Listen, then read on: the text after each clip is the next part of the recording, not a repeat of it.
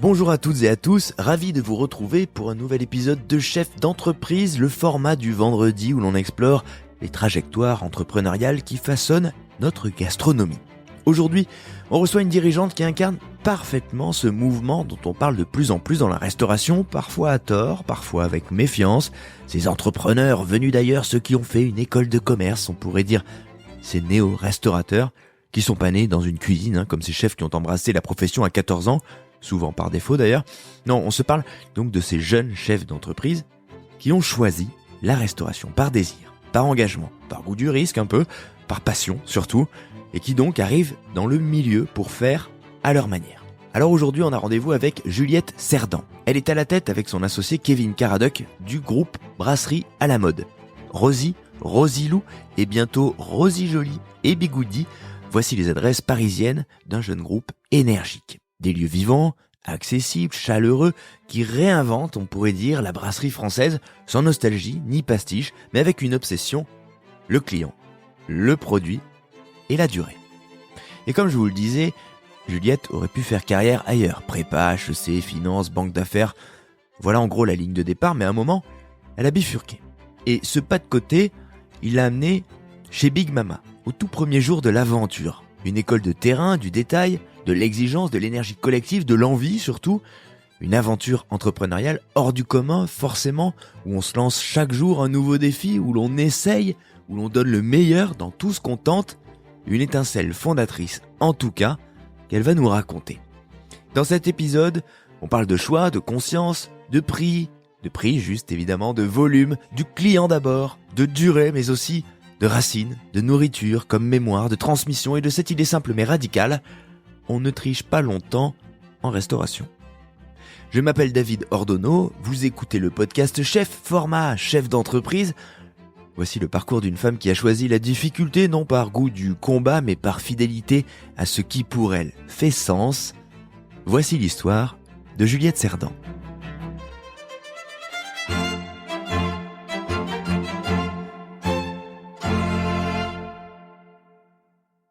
Juliette, avant de démarrer cette interview et rentrer dans mes questions, je vais dire aux auditeurs ce qui m'a amené à te contacter via LinkedIn. C'est un post qui dit, et qui commence comme ça, je suis timide, ou plutôt, je dirige une entreprise de 100 personnes et je suis timide. Je me suis dit, c'est formidable ça.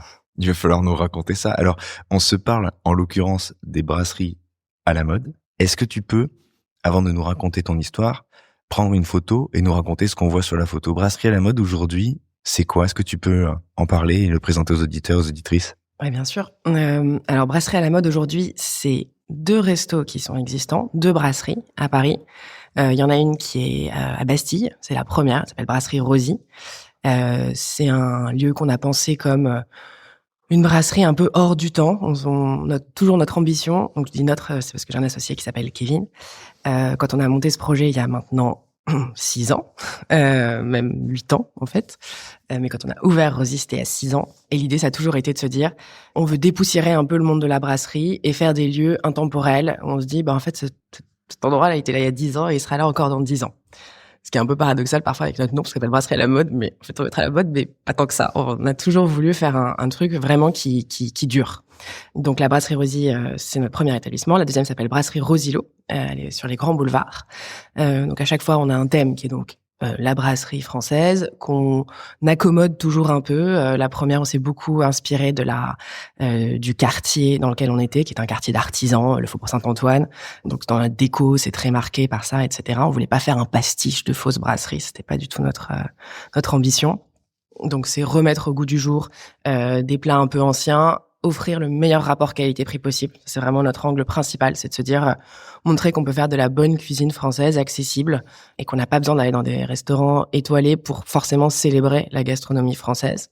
Alors évidemment, on sort pas du tout des plats, et c'est pas notre ambition, des plats de qualité de resto gastro, mais cette idée de se dire, voilà, on essaie de faire bien les choses, de faire tout maison, de se sourcer le plus possible localement ou en France. À Brasserie Rosilou, c'est un peu plus une ambiance basque, parce que dans notre histoire, on y reviendra peut-être plus tard, mais on a eu un resto pendant un petit moment à Biarritz, et donc on a découvert et adoré le Pays Basque. On s'est beaucoup inspiré à la fois la cuisine et même de l'ambiance, de ce sens de l'hospitalité qu'on trouve au Pays Basque.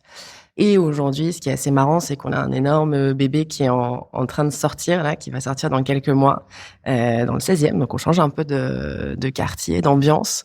Et là, on ouvre un lieu vraiment XXL. On a une brasserie en rez-de-chaussée qui s'appelle les Brasseries Rosy Jolie, donc qui va être une brasserie aux inspirations provençales. Et ça aussi, c'est une histoire, on pourra en parler. Et sur le rooftop, parce qu'il y aura un rooftop assez exceptionnel, avec un lieu juste dément, avec une vue incroyable. Et là, on va faire une marque un peu différente qui s'appelait Bigoudi. Et là, on va aller sur un resto un petit peu plus haut de gamme, mais avec toujours cette ambition de se dire, on veut quand même rester dans un très bon rapport qualité-prix. Alors, puisqu'on se parle des leviers, ou en tout cas de l'ADN que tu as commencé à dessiner là, comment on aborde l'emblème, l'institution que représente une brasserie? C'est des codes, c'est un décorum, on a un petit peu évoqué là. Tu as parlé d'être hors du temps. C'est quoi la volonté? Comment ça se traduit? À la fois être hors du temps et puis à la fois dépoussiérer en fait toute cette institution. Ça passe par quoi? Alors, ça passe par, je pense, quand on pense les lieux, vraiment cette idée de se dire pourquoi les gens vont dans les brasseries. Nous, le constat qu'on avait fait, donc c'était il y a maintenant 8 ans, c'était de se dire, ah bah les brasseries, c'est chouette, c'est des endroits extraordinaires, vraiment très beaux, mais où concrètement, donc moi j'ai 36 ans, donc les gens de mon âge n'y vont plus vraiment. Truc de vieux. Un truc de vieux, ouais, où nos parents allaient, et encore, et nos grands-parents, mais pas trop notre génération. Parce qu'en fait, je parle il y a 8 ans, attention, parce que je pense qu'il y a eu un vrai effort collectif depuis 8 ans sur la scène parisienne, et notamment dans les brasseries. Mais il y a 8 ans, c'était un peu ce truc de se dire, en fait, c'est assez cher, c'est pas très bon, ça reste des endroits très beaux, le service est un peu, disons, aléatoire, donc un peu un truc de vieux ou de touriste. Et pourtant, quand on regarde l'histoire des brasseries, c'est une histoire extraordinaire. En fait, c'est beaucoup les femmes qui ont apporté la brasserie à Paris notamment, beaucoup des Alsaciennes qui venaient de province. Et brasserie, évidemment, c'est brasser la bière, pendant que leur mari était à la guerre en 1870, par exemple, sur le front en Prusse, etc. Et c'est quoi les institutions auxquelles tu penses quand tu parles de ça, justement? Des Beaufingers, les trucs comme ça? Ouais, voilà, c'est ça, ces lieux assez art déco, extraordinaires, ou art nouveau d'ailleurs, assez extraordinaires. Nous, il y avait un endroit qui a fermé, qui a changé de nom depuis, mais qui s'appelait le Galopin, place de la Bourse, qui était un endroit vraiment merveilleux. Vraiment cette ambiance un peu assez cossue, de banquette, assez confortable, assez chic quand même. Et en fait, nous, ce qu'on a beaucoup aimé dans ce modèle-là, c'était le côté aussi universel. C'est-à-dire, effectivement, c'était plutôt une cuisine bourgeoise, donc plutôt haut de gamme, mais il y avait aussi ce côté de se dire, en fait, on peut aussi être accessible parce que on a aussi ce côté, on peut prendre un œuf maillot pour pas très cher et manger au comptoir. Et nous, ce côté universel, se dire, en fait, on va faire un lieu globalement où un peu de 7 à 77 ans, comme les jeux de société, ça nous bottait pas mal. Ce qui, d'un point de vue stratégie, business, etc., n'est pas forcément, parce qu'en général, on dit toujours, il faut une cible, quelle est ta cible, etc. Ouais. Là, le spectre est très large. Voilà, nous, c'était un peu, non, mais c'est pour tout le monde. Mais en gros, comme les bouillons, parce qu'il y a cette ambition, il y a quelque chose qui définit aussi cette histoire, c'est la notion de volume. Quand tu parles de ces brasseries, moi, en l'occurrence, je suis pas sûr de souscrire ou d'être aussi dur que toi dans le constat, parce que j'aime bien ce truc. J'aime bien les nappes, j'aime bien les habits des serveurs, j'aime bien aussi le côté impersonnel. Je trouve qu'il y a une poésie dans ces grands endroits où à la fois t'es bien traité, mais t'es au milieu d'une foule, tu te noies un petit peu, t'es un petit peu un numéro, mais en même temps t'as ton serveur pour toi qui vient, qui est attentionné, mais voilà, tu peux te cacher, et c'est très réconfortant, moi je trouve, une brasserie. Ah ouais, non mais ça, je suis complètement d'accord avec toi. Notamment, on a un souvenir, moi j'ai un très bon souvenir de la brasserie Georges à Lyon, cette espèce de hall de gare immense, et où en fait on arrive et c'est hyper pro et c'est hyper efficace et tout est léché, ils ont des verres incroyables, enfin tout est beau. J'adore ça, et ça envoie, quoi. Ça envoie. Et c'est vrai que ce côté, moi, j'adore ça dans la restauration, le côté, en fait, un peu théâtral, le côté un peu scénique, où en fait, on vient, on s'assoit, et finalement, on vient aussi pour le spectacle. Et la brasserie est bourrée de marqueurs de spectacle, en l'occurrence. Exactement. Et nous, ça, c'est un truc qui nous a beaucoup marqué, et qu'on voulait justement beaucoup faire un peu revivre, parce qu'on avait cette impression que, voilà, c'était plus forcément reconnu, et qui avait vraiment ce côté, encore une fois, je parle il y a 8 ans, un peu les restos bistronomie, que j'adore, mais sur des petits restos, cuisine de chef, etc. Ou alors des restos très haut de gamme, encore plus, voilà, Michelin et compagnie, et on sentait qu'il y avait un peu des choses à faire aussi sur des choses plus accessibles. Tu parlais du bouillon, le bouillon aussi, et c'est marrant parce qu'il y a eu aussi cette vague de renouveau du bouillon un peu en même temps que nous, avec le bouillon Pigalle, où ils ont fait des trucs extraordinaires. Nous, la seule différence, c'est qu'on s'est dit, bon, on veut faire du volume, parce que ça fait partie de l'histoire de la brasserie, mais peut-être pas un volume aussi important. C'est-à-dire que vraiment, dans un bouillon, le bouillon chartier, il faut vraiment qu'il fasse plus de 2000 couverts par jour. Et ça, en fait, concrètement, quand on est quand on connaît un peu le métier de restaurateur, c'est énorme. C'est énorme. Et donc, ça implique derrière une organisation, et voilà, et une qualité qui est un peu différente, etc. Donc, nous, on voulait vraiment être dans un créneau un peu plus qualitatif. Je mets ça avec des guillemets, mais en tout cas, où, disons, nous, on voulait vraiment ce côté de faire, on fait les choses le plus possible maison, etc. Et donc ça, nous, on sait pas faire, en tout cas, sur des volumes aussi importants. Donc on reste sur des volumes un peu plus faibles, mais qui restent quand même costauds. On sort des 600, 700 couverts par jour dans une brasserie. Oui, ça reste un petit volume. C'est quand même assez costaud. Ce que tu es en train de me dire, c'est qu'il y avait envie de faire une déclaration d'amour, finalement, à la brasserie et de renouveler un petit peu, le constat, c'est peut-être qu'il y avait une belle endormie, que comme les bouillons ont revécu un petit peu, la brasserie, quand vous êtes arrivé, en tout cas c'était votre sentiment très certainement, parce qu'il y a des bonnes adresses de brasserie à Paris qui tournent très bien évidemment, mais vous avez eu envie de réveiller un peu cette histoire. Finalement. Exactement. Et de mettre un petit coup alors pour l'histoire, et peut-être on va sûrement y revenir après, quand cette idée a germé, moi je travaillais avec mon associé chez Big Mama et j'avais été une de leurs premières employées, etc. Donc j'avais vraiment vu le truc depuis le début. Et donc forcément, j'étais aussi forgée. J'ai appris la restauration au sein du groupe Big Mama, où il y avait ce côté justement, on est capable de faire du volume dans des lieux assez beaux, assez grands, et sans forcément faire de compromis sur la qualité des produits, en gardant ces enjeux-là. Exactement, en se disant ok, on fait peut-être un petit peu moins de marge parce qu'on garde un bon rapport qualité-prix, mais derrière, il faut faire du volume. Et donc on était assez façonné par ça, et il y a eu une espèce de match qui a été assez évident dans notre tête de se dire, en fait, le modèle de la brasserie match assez bien avec ce qu'on vient de faire dans la gastronomie italienne.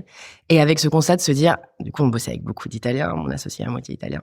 Et il y avait ce truc, les Italiens, vraiment, ils étaient tellement fiers de leur gastronomie, mais c'était la gastronomie de tous les jours. C'était, les lasagnes de ma grand-mère. Et c'est un peu cliché de dire ça, mais c'est vrai. C'est le meilleur plat du monde. Et nous, on se disait, c'est marrant parce que, on se faisait, en fait, on a eu une espèce de révélation à Rungis. On était allé à Rungis. On jouait, on n'y allait pas tous les jours, mais là, en l'occurrence, une petite tournée. Et donc, à 5 heures du matin, un peu plus tôt d'ailleurs, parce que la poissonnerie, ça commence très, très tôt dans la nuit. Et on était donc au rayon poisson et on rencontre Didier, qui est un gars qui est sur le carreau, qui négocie le poisson. Et je sais pas, à un moment, il prend, donc on rigole, c'était assez drôle, et il nous sort un énorme bocal qu'il ouvre, et c'était des harengs pommes à l'huile. Et il me dit, voyez ça, le hareng. Les gens, tout le monde s'en fout, personne ne veut manger ça, alors que le hareng, c'est super bon, et il commence à nous sortir l'assiette, donc encore une fois, il doit être 3 heures, un truc comme ça. Et donc, nous voilà à manger du hareng, de façon complètement absurde. Et en fait, on se dit, mais en fait, il a raison.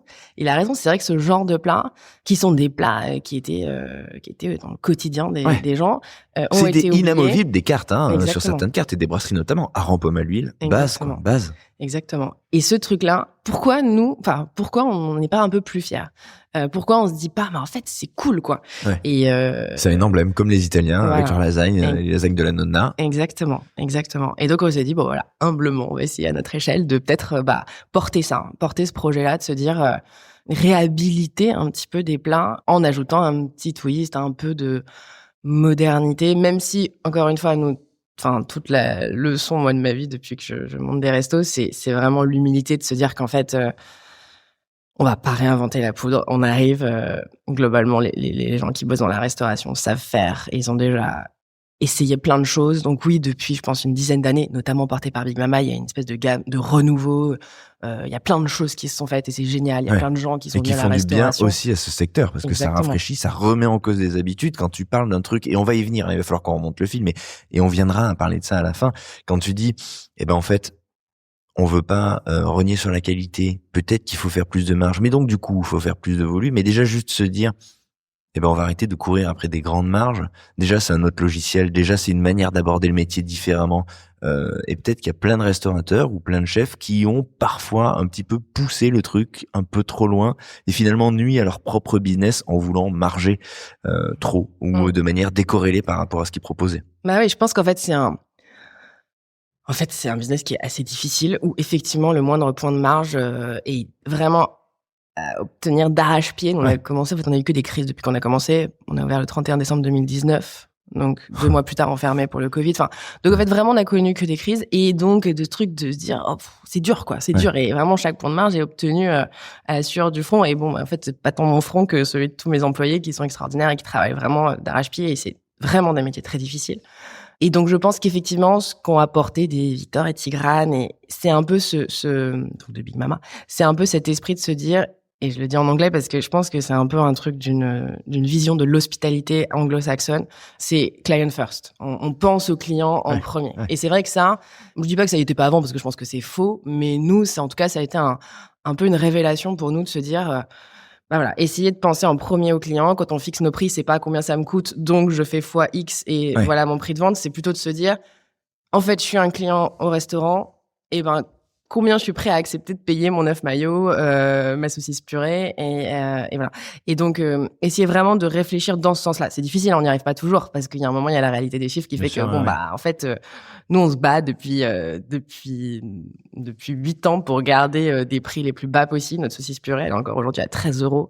On a commencé à 12, on a pris 1 € en 6 ans. Je peux vous dire que c'est pas facile. Enfin, vraiment, il faut se casser la tête et se dire comment on fait, comment on repense notre carte, etc. Mais parce qu'en fait, on est fiers de ça. On est fiers de se dire, on continue d'être le plus accessible possible. Et parfois, on se prend des tôles parce qu'on n'y arrive pas et on a des clients qui viennent et qui disent, mais c'est trop cher. Et donc, on se re-brainstorm. Et en fait, encore cette semaine, avec mon associé, on passe des heures à réfléchir à ça. Quel est le bon prix? Comment on fixe le bon prix? Parce que c'est la clé, en fait. Et plus que jamais, encore aujourd'hui, c'est comment on reste accessible et comment on fait que les gens aient encore envie d'aller au restaurant. Ouais. Là, aujourd'hui, les gens fractionnent un peu plus leur consommation. Pour le coup, ils sont presque prêts. Encore une fois, je suis très parisienne quand je dis ça, mais payer des cafés au lait à 5-6 €.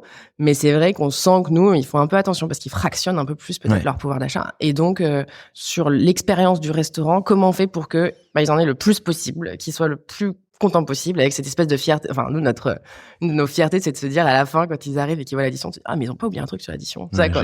On a cette impression-là, on est assez content de nous. Mais tu vois, c'est marrant parce que tu parles de culture anglo-saxonne et tu dis client first. En français, on a une expression pour ça. C'est le client est roi. Sauf que quand on dit ça, bizarrement, culturellement, on a toujours l'impression que dans la restauration et dans l'hospitality de manière générale, on a toujours dit, mais oui, le client est roi, le client est roi. Et puis derrière, on va quand même se débrouiller pour, en fait, derrière le rideau et derrière le spectacle et les paillettes, on va essayer de s'en faire un max et de s'en mettre dans les poches et de faire croire au client finalement qu'il est roi. Et quand tu le dis toi et que tu l'expliques à ta manière, en disant que c'est anglo-saxon, en disant pas le client est roi mais client first, je sais pas, c'est pas dans le champ lexical que ça se passe, mais ça dit autre chose. Ça dit que finalement, comme tu le dis, chaque euro, chaque point de marge est un point arraché, mais il se fait en conscience. C'est-à-dire que vous n'allez pas le chercher pour le chercher. Vous allez le chercher si vous pouvez vous le permettre et si surtout ça n'altère pas l'expérience du client. Ouais, c'est vraiment. Il y en a vraiment beaucoup de scrupules là-dessus parce que évidemment, alors c'est drôle, la restauration, les gens ont tendance à beaucoup donner de conseils parce qu'en fait les gens vont au restaurant et donc ils se disent, et donc on a beaucoup de conseils, ce qui est très bien. C'est parfois un poil énervant, mais c'est très bien. Un poil énervant parce que. Vous devriez faire ça. Oui, voilà, parce que parfois on a envie de dire, mec, viens un peu en cuisine, fais-toi un service, et puis après on en parle. Mais bref, ça fait partie du jeu, et moi j'aime bien ça à la fin. Mais donc c'est vrai que souvent les gens me disent, mais pourquoi vous êtes pas plus cher? Et c'est vrai que c'est tentant, parce que c'est tentant. Oui, parce qu'un temps ça va passer aussi, et ça passera. Enfin, je veux dire, vous pouvez monter vos prix, ça va passer. Sauf que on sait pas si ça va passer pendant 2 mois, 6 mois, 3 mois, et puis c'est pas votre philosophie non plus. Ouais, exactement. Mais c'est vrai que du coup, il faut nous, c'est vraiment ce truc on n'a pas envie que les clients aient le sentiment de se faire avoir. Et c'est délicat parce que ça dépend des gens et ça dépend des. Mais nous, c'est vraiment une espèce d'obsession qu'on a tous les deux avec Kevin, un point commun, je pense. Et c'est vrai qu'on s'est construit un peu là-dessus. Mais c'est presque contre-intuitif. Tu vois ce que je veux dire? C'est comme quand on se parle du client et roi. Finalement, quand on pense à l'idée d'entreprendre, au mot de business, la guidelines, le but de l'histoire, c'est de se faire de l'argent. Vous rentrez dans le match en vous disant, alors oui, évidemment qu'on va gagner de l'argent, mais finalement, c'est pas le mojo, c'est pas le truc, c'est pas là que ça se passe, c'est pas là que ça se joue. Et donc, on rentre dans ce business, pas avec le pied sur le frein, mais avec l'idée que chaque euro doit rentrer en conscience. En fait, c'est parce qu'il y a une donnée qui est assez importante pour nous, c'est la durée. Et en fait, quand on est là pour durer, il y a un moment, on peut pas tricher avec les clients. Et on peut pas faire les gens qui nous écoutent, je pense à ça, là, aux entrepreneurs, aux gens qui ont déjà des business. En fait, ça paraît tout bête de se dire ça, mais boum, c'est hallucinant. Quand tu revois tout ton modèle avec votre philosophie, ça change grandement les choses et c'est pas si courant. Ouais, non, nous, en tout cas, c'est vraiment une évidence qu'on a et pourtant, surtout moi, on est genre à beaucoup se remettre en question, mais ça, c'est assez évident parce que Parce qu'on le voit aussi, justement, sur des concepts qui sont peut-être plus dans des effets de mode. Nous aussi, pour qu'on a fait la brasserie, parce qu'il y avait ce côté de se dire, en fait, les gens, ils vont aller dans des restos pour la cuisine française, pour la cuisine italienne aussi. Bon. Mais c'est vrai que ça reste des modèles qui sont très forts et très ancrés dans les habitudes de consommation. Et c'est-à-dire, on a envie de revenir moins sur des trucs un peu plus de mode d'un pays en particulier, etc. Ouais. Et nous, vraiment, et c'est pour ça, parce qu'il y a vraiment ce côté, on veut être là pour durer. Et c'est vrai que parfois, ça, c'est un peu contradictoire avec des logiques financières ou... Oui, de pas profiter d'une trend ou d'un truc. Voilà, c'est ça. Et donc, ce qui veut dire qu'effectivement, les retours sur investissement peuvent être un peu plus longs, mais avec ce côté de se dire, ouais, on sera là dans 20 ans. On sera là quand même. Donc, et on a de la chance, nous, d'avoir justement des gens qui nous accompagnent, des investisseurs, etc., qui ont souscrit à ça. Et c'est vrai que parfois, ils sont relativement très, très patients. Et donc, je les en remercie aussi aujourd'hui pour ça, parce que c'est vrai qu'on est dans un monde où souvent, dans la sphère financière, on attend des retours sur investissement à 4, 5 ans, etc. Et nous, ça peut mettre un peu plus de temps. Mais en même temps, on sait pourquoi. Parce qu'il y a ce côté, côté institution avec des grosses guillemets, parce que je pense pas qu'on soit une institution, mais voilà, c'est en tout cas ce rêve qu'on a, qui est notre moteur un peu au quotidien.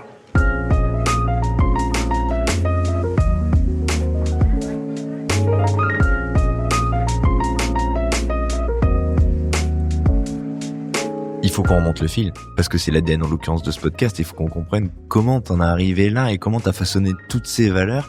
Si on repart à zéro, dans quel environnement toi tu as grandi? Est-ce que t'es né avec l'idée ou sous les yeux l'exemple de gens qui travaillaient dans la restauration? Ça ressemblait à quoi l'environnement dans lequel t'as grandi? Alors, pas du tout. Vraiment pas du tout. Je suis petite fille de prof, 100% et 4. Mes parents, eux, ont fait... un peu l'ascension sociale. Ils ont fait des études, ils sont rencontrés à HEC, c'est assez drôle. Mais c'est un peu je sais pas si tu connais, il y a eu un livre il y a quelques années qui s'appelait J'ai fait HEC, je m'en excuse. Et mes parents, c'était un peu ça. On a fait HEC, mais on s'en excuse. Parce que la fibre à cause des grands-parents. Ouais, je pense, il y avait ce côté, ça. on reste quand même idéal républicain, etc. Il faut réussir scolairement, académiquement, mais après, c'est drôle, parce que c'est vrai que ça fait un peu écho à ce que je disais avant. On fait pas ça pour la réussite financière, etc. Mais on travaille dur, mais voilà, c'est pour la valeur de travailler. Ouais, je comprends.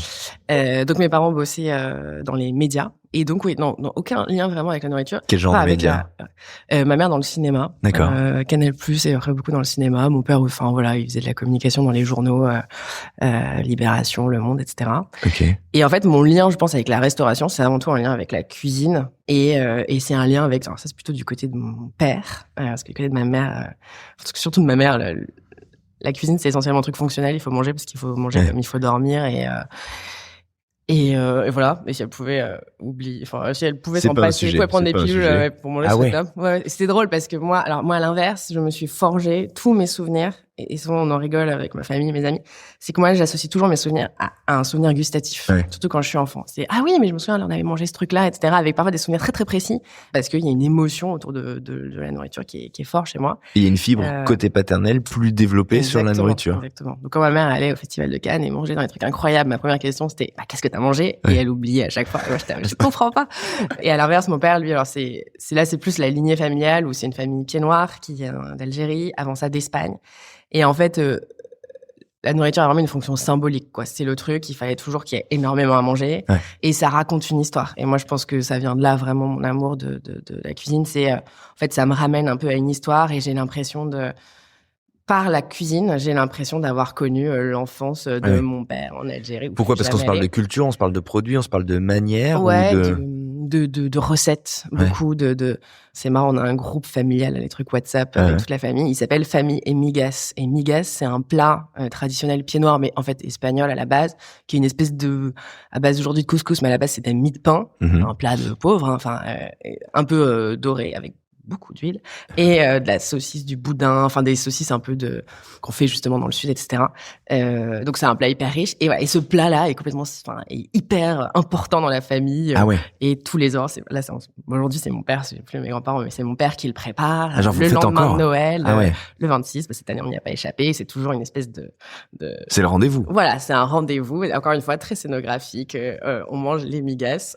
Moi, je suis pas fan de ce plat parce que c'est un peu lourd. Il est au courant ou pas? Mais c'est drôle. Pardon. Pardon? Il est au courant de ce que tu viens de dire là? Oui. Bon, peut-être qu'il écoutera mais pas. Ouais, non, il va être très triste si je dis ça. Truc. Mais en tout cas, il en est extrêmement fier. Et voilà. Et donc, c'est ce truc de partage, de transmission qui est important, avec une grand-mère qui était incroyable, que moi j'ai connue toute la fin de sa vie, à toujours être en cuisine. Et à Noël, on faisait, donc ils étaient dans le sud-est de la France, et donc il y a cette tradition en Provence d'avoir 13 desserts. Oui. Et donc on faisait les 13 desserts. Et moi, j'ai un peu repris ce flambeau-là à un moment quand j'étais ado, etc. Et je faisais beaucoup la cuisine, et notamment beaucoup de desserts. Et donc là où normalement, c'est en fait, il y a des amandes, enfin des trucs assez simples. Ah ouais. Moi, je revisitais ce truc-là et je me retrouvais à avoir des livres de Pierre Hermé incroyables où j'allais faire des recettes hyper compliquées. J'allais acheter c'est là que j'ai découvert qu'en fait, on pouvait acheter du glucose, des machins. J'allais dans des épiceries spécialisées. Et j'étais fan. Et donc, j'en faisais vraiment beaucoup. T'as exploré quand même, du coup. Parce que là, mine de rien, c'est des petites choses. Et en fait, moi, souvent, les gens, en tout cas dans mon entourage, ils me disent, ah, mais comment tu fais pour savoir ou cuisiner comme ça? Mais en fait, c'est juste en essayant, en faisant. Et t'as eu ce truc-là à l'adolescence, pour le coup, c'est assez jeune, finalement. Ah ouais, même un peu avant. J'ai Ah oui. cuisiné assez tôt, je pense même avant 10 ans. Je commençais déjà à cuisiner un peu le soir à la maison. Ah oui, j'étais fan. Et par exemple, ma chaîne préférée, c'était Cuisine TV. Et donc, je regardais Cuisine TV et j'étais fan de Jamie Oliver. Mais vraiment, enfin, je pense que, et quand j'y repense, en fait, je passais des heures à découper. J'ai encore mon livre de recettes où je découpais dans des magazines des tonnes de recettes que je ne faisais en général pas du tout. Mais donc, j'ai encore ce truc où et j'accumulais, un peu obsessionnel, hein, mais ça fait partie de ma personnalité. Et j'adorais ça. Cuisine TV. C'est pas la première fois que quelqu'un me dit qu'il a été bercé par ça. Cuisine TV. Nigella Lawson. Incroyable. Elle avait une recette de bounty free. Ah, t'es C'était forte. les recettes d'Elvis Presley que je n'ai jamais faites, mais je vis avec parce que ça a l'air trop bon, mais je l'ai jamais fait parce que je sais pas. Mais et j'adorais ça. Mais vraiment, ouais. Trop drôle. Et c'était cool comme il y avait des belles émissions.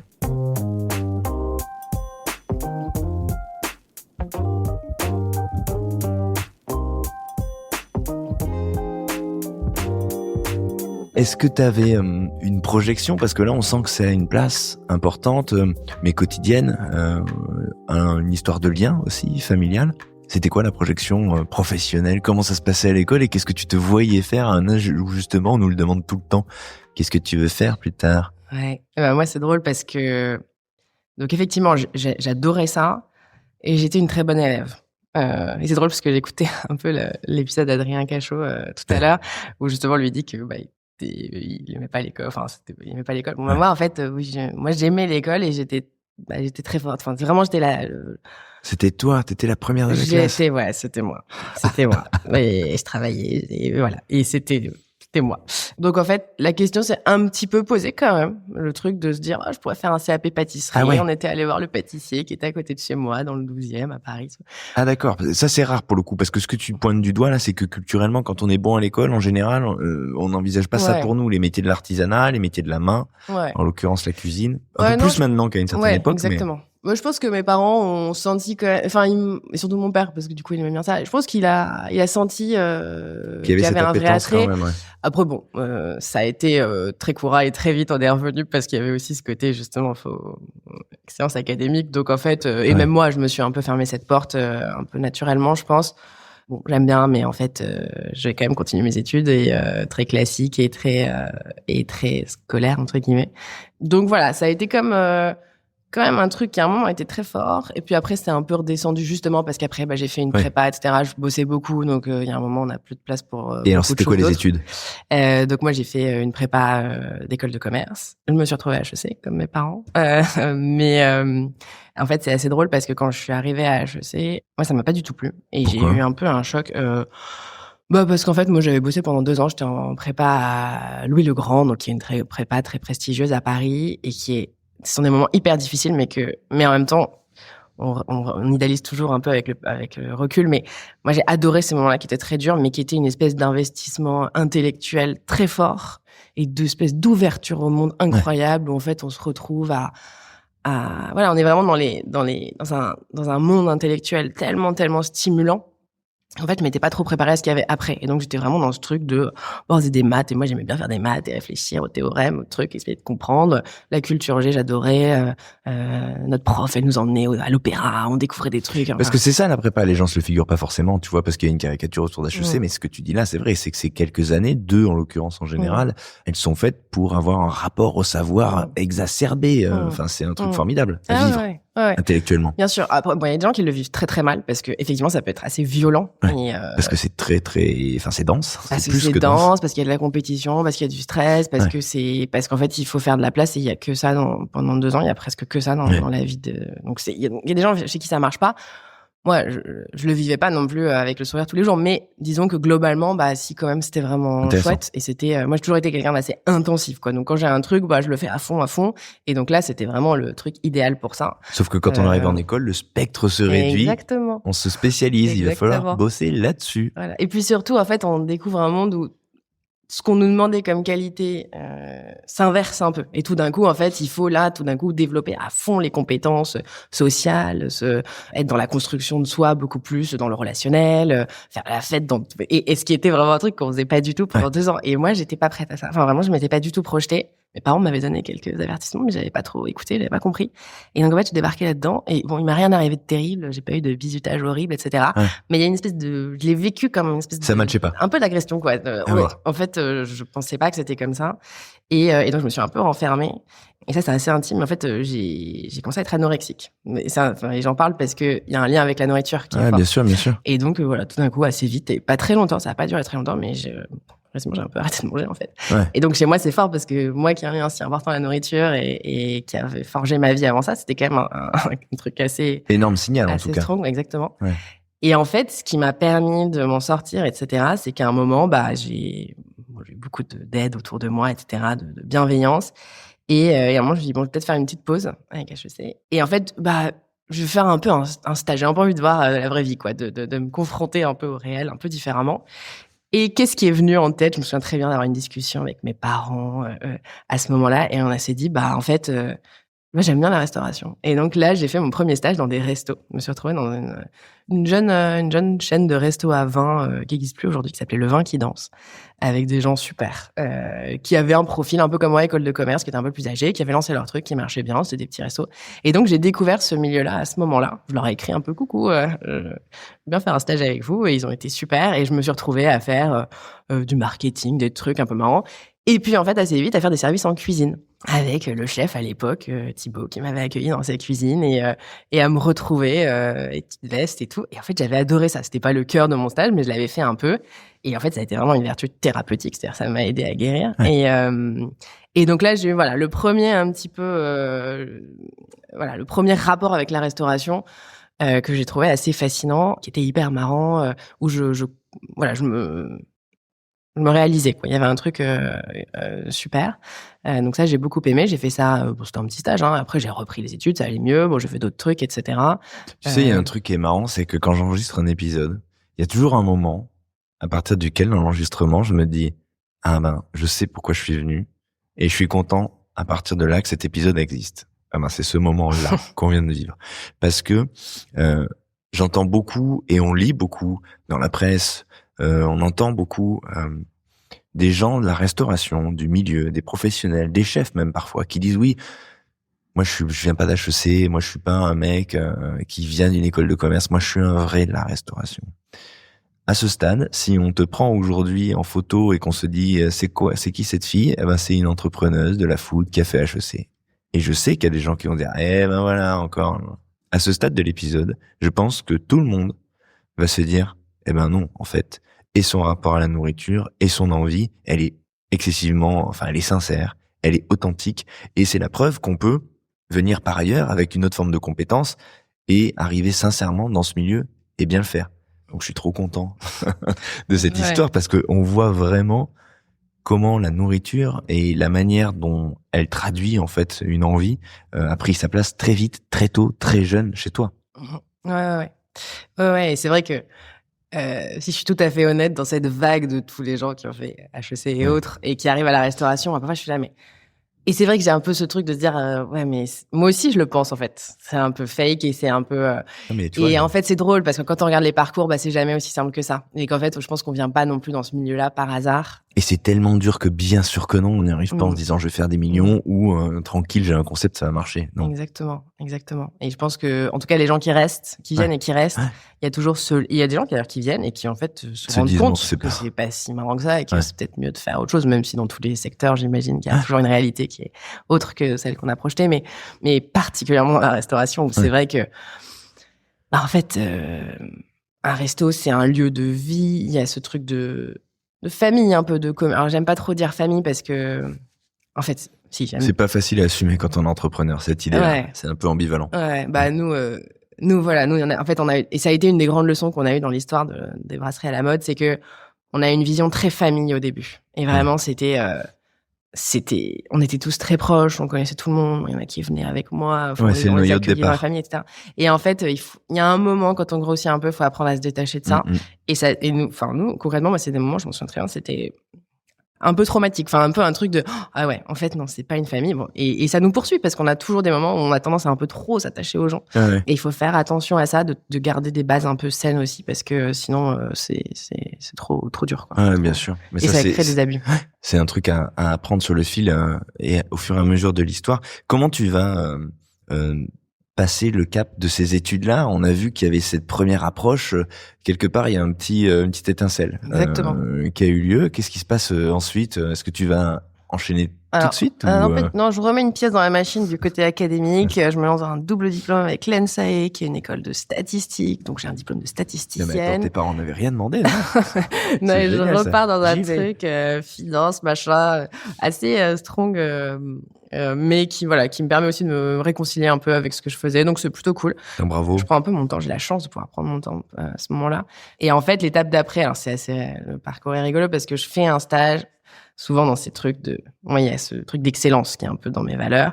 Et donc, souvent, en tout cas à l'époque, après l'école de commerce, il y avait le truc, on travaille, soit on fait du consulting, soit en stratégie, soit on fait de la banque d'affaires.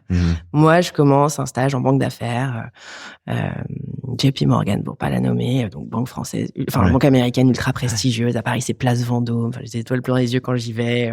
Hyper dur. On dort pas beaucoup, on travaille beaucoup, hyper stimulant. Donc moi, à la fois, j'adore, c'est épuisant, mais j'adore.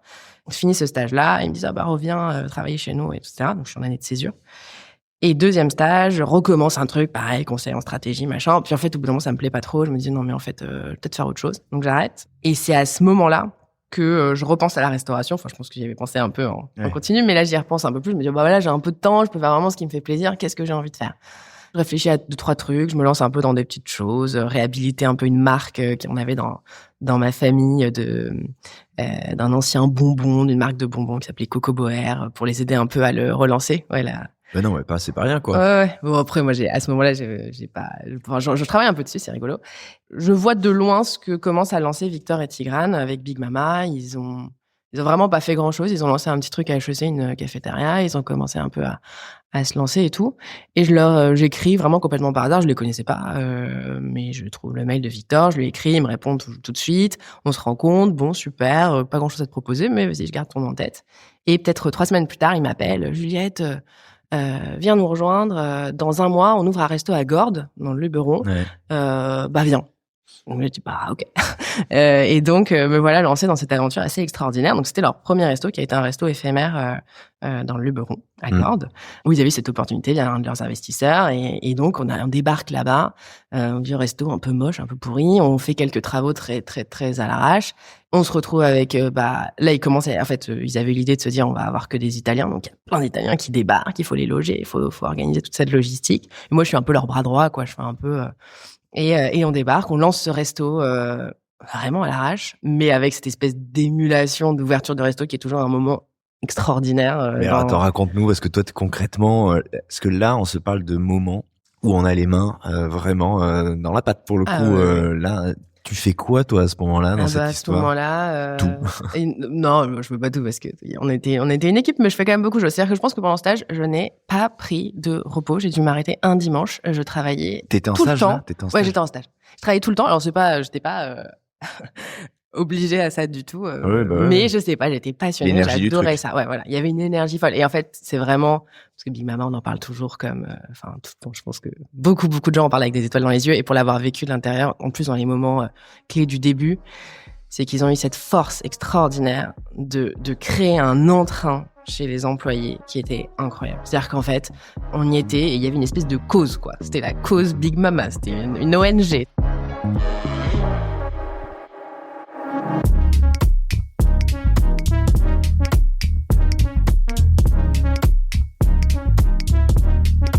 C'est hyper intéressant. Qu'est-ce qui te touche à ce moment-là? Qu'est-ce qui résonne? Comment, justement, et ça a dû t'inspirer aussi par la suite, c'est des clés, ça. Comment on arrive à traduire son enthousiasme et son envie quand on est le leader et que, toi, tu parles de ça, t'es stagiaire. Et pourtant, t'en reparles encore avec cette énergie-là. Mais il y avait une énergie, en fait, justement. Une énergie qu'ils apportaient de, en fait... il y avait toujours des choses à faire, il y avait beaucoup d'ambition. Il n'y avait pas trop de limites, en fait. À un moment, on s'était dit, on va faire de la glace. Ah ben en fait on va faire de la glace, on va faire des cornets de glace comme en Italie ou pas, enfin où Tigrane était allé dans un resto je sais pas où et il avait vu les cornets de glace qui étaient faits à la main et machin.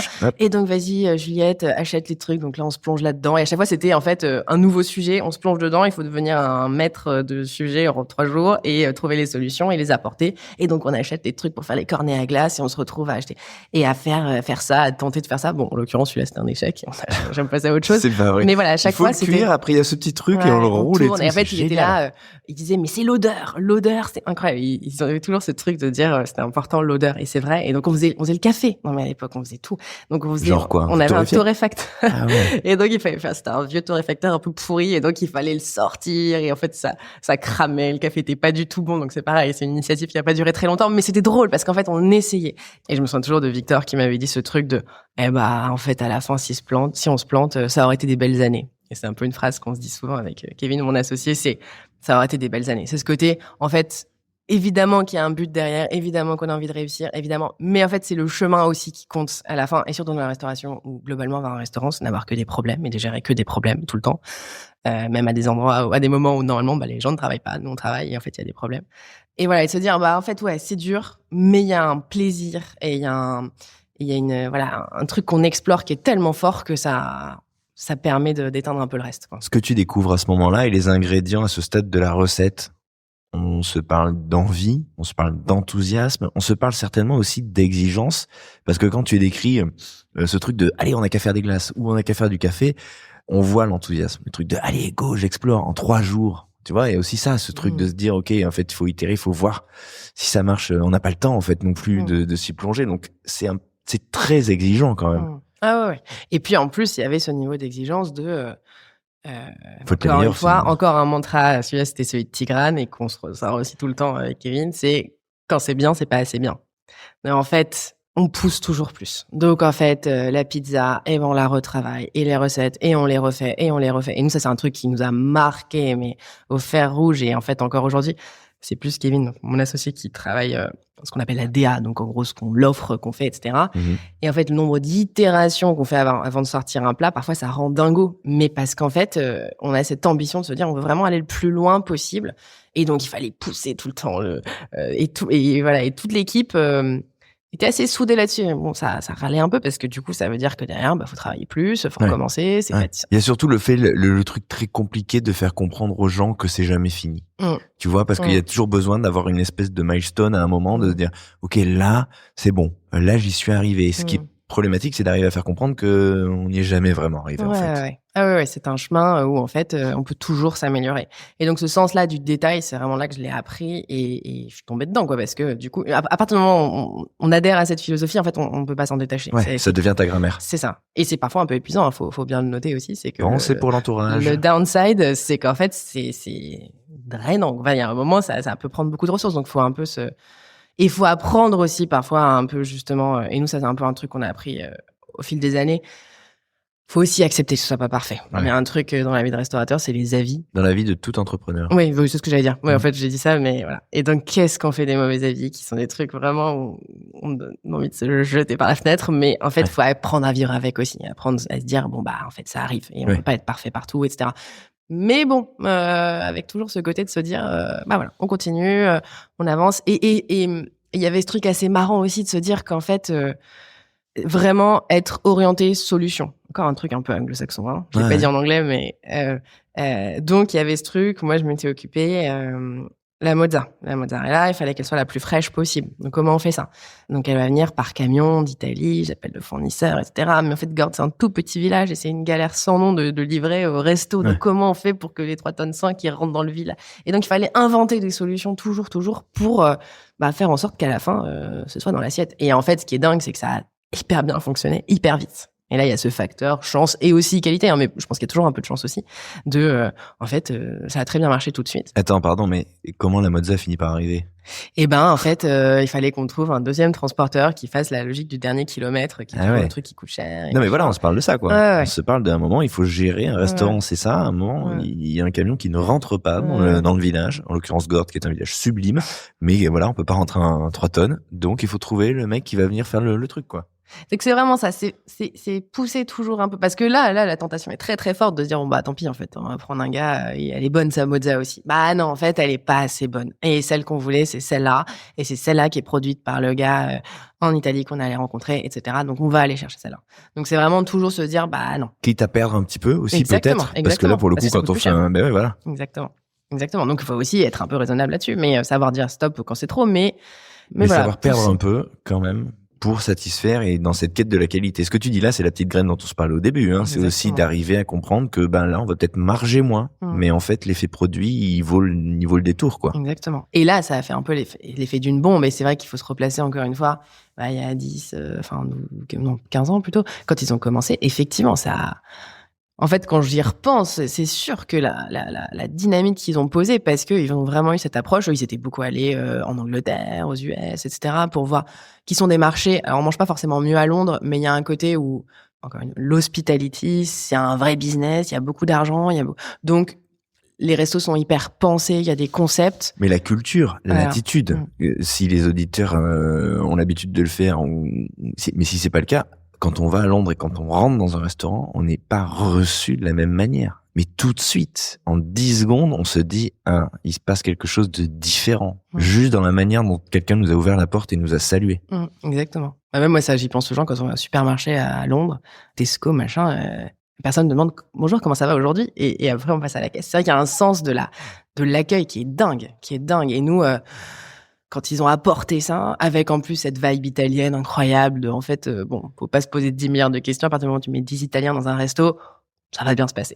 Il va se passer des choses, ça va être un peu drama, ça va être drôle, et en fait, ça a vachement bien créé aussi. L'ambiance, et encore une fois, désolé pour le cliché, mais parce qu'il y avait aussi les bonnes personnes et des personnages, etc. Mais c'est vrai que ça créait de fait la langue, ça faisait voyager, quoi. Et ça, c'était vraiment, vraiment chouette. Mais encore une fois, ça, c'était pas donné, parce que c'est toujours ça. On se dit, ils ont pensé à faire venir les Italiens. Mais qu'est-ce que ça représente de faire venir des Italiens à Paris? Ils étaient jamais sortis de leur petit village perdu, je sais pas où, en Sicile, dans les Pouilles. Et en fait, ils débarquent là, et il faut les loger, et il faut les intégrer aussi, parce qu'ils ont rien, ils connaissent pas, ils parlent pas français, etc. Donc et toute cette énergie-là qui est passée à créer ça, c'était vraiment incroyable. Parce que toi, tu vas passer de stagiaire à Gordes jusqu'à... Tu vas suivre l'aventure par la suite, du coup. Ouais. Alors, ce qui est drôle, c'est qu'à Gordes, j'ai quand même refait des petits services en cuisine parce que j'adorais ça. Et donc, je remplaçais Thierry, qui était le chef exécutif, quand il était en repos. Et j'adorais ça. Donc, c'est quand même resté ce côté terrain. Génial. Après, j'ai arrêté. Mais vraiment, j'ai encore des souvenirs. J'adorais ça. Non, et alors après, c'est drôle, c'est que je suis pas restée avec eux tout de suite. Je suis quand même revenue faire un peu de banque d'affaires pour commencer ma carrière. Mais ça a vraiment pas duré très, très longtemps. Et au bout de quelques mois, je suis repartie et je suis revenue chez Big Mama. Ah ouais, parce que tu t'es dit, non, en fait, c'est là qu'il faut que je sois. Ouais, en fait, parce que le premier poste qu'ils m'avaient proposé quand je quittais, c'était d'être en gros leur première responsable financière, etc.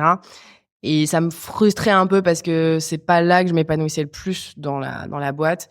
Tu voulais être plus opérationnel. Ouais, voilà. Et que par ailleurs, j'avais l'opportunité de faire un truc financier pour le coup hyper prestigieux. Je me suis dit, je ferais plutôt dans ce sens-là que dans l'autre. Quitte à faire un truc. Faisons-le un peu, apprenons un peu ce truc aussi d'excellence dans un milieu complètement différent, et ça a été génial aussi, et ça m'a beaucoup beaucoup aidé jusqu'à aujourd'hui, même si c'était pas très long. Et donc après je suis revenue chez eux, ils avaient ouvert East Mama et Ober Mama, donc les deux premiers, et c'était encore toujours ce côté très artisan, quoi. C'était petit, on était, quand je suis arrivée, il y avait un petit peu de recrutement, mais en bureau, c'est-à-dire en gens qui étaient pas dans les restos, on était même pas une dizaine. Donc il y avait Kevin qui était arrivé un peu avant, et lui il était assistant du chef exécutif. En fait, il y avait un peu que des métiers, un peu dans ce moment-là, chez Big Mama, il y a eu des métiers qui n'existaient un peu nulle part ailleurs. On avait un garçon qui avait bossé pour moi qui s'appelait Valentin. Valentin, il était après, il était head of details. C'est un truc, en fait, il s'occupait de chiner plein de choses, etc. Et c'est des métiers presque inventés. C'est incroyable, quand même. Ouais. C'était assez fort. Et donc, moi, je suis arrivée, on savait pas trop ce que j'allais faire. Je me suis occupée du livre, de leur premier livre de cuisine, où, en fait, il devait paraître quelques mois plus tard et ils étaient un peu en retard. Et donc, je me suis occupée d'écrire les textes, de faire les shootings, etc. C'était génial. Mais c'est marrant ce que tu décris là, parce qu'il faut se remettre dans le contexte. C'était en 2015, 2016, non? Ouais, c'est ça. Dans ces eaux-là. Hein. Moi, je me souviens très bien des fils. Il y avait un truc. Moi, j'habitais à côté de Bermama, mais vraiment à 20 mètres. Donc, tous les jours, je me disais, mais comment ce restaurant fait pour avoir 50 mètres de queue? J'y suis allé, évidemment. C'était bien. Mais je me suis dit, bon, c'est très bon. Mais comment on fait pour avoir cette file d'attente?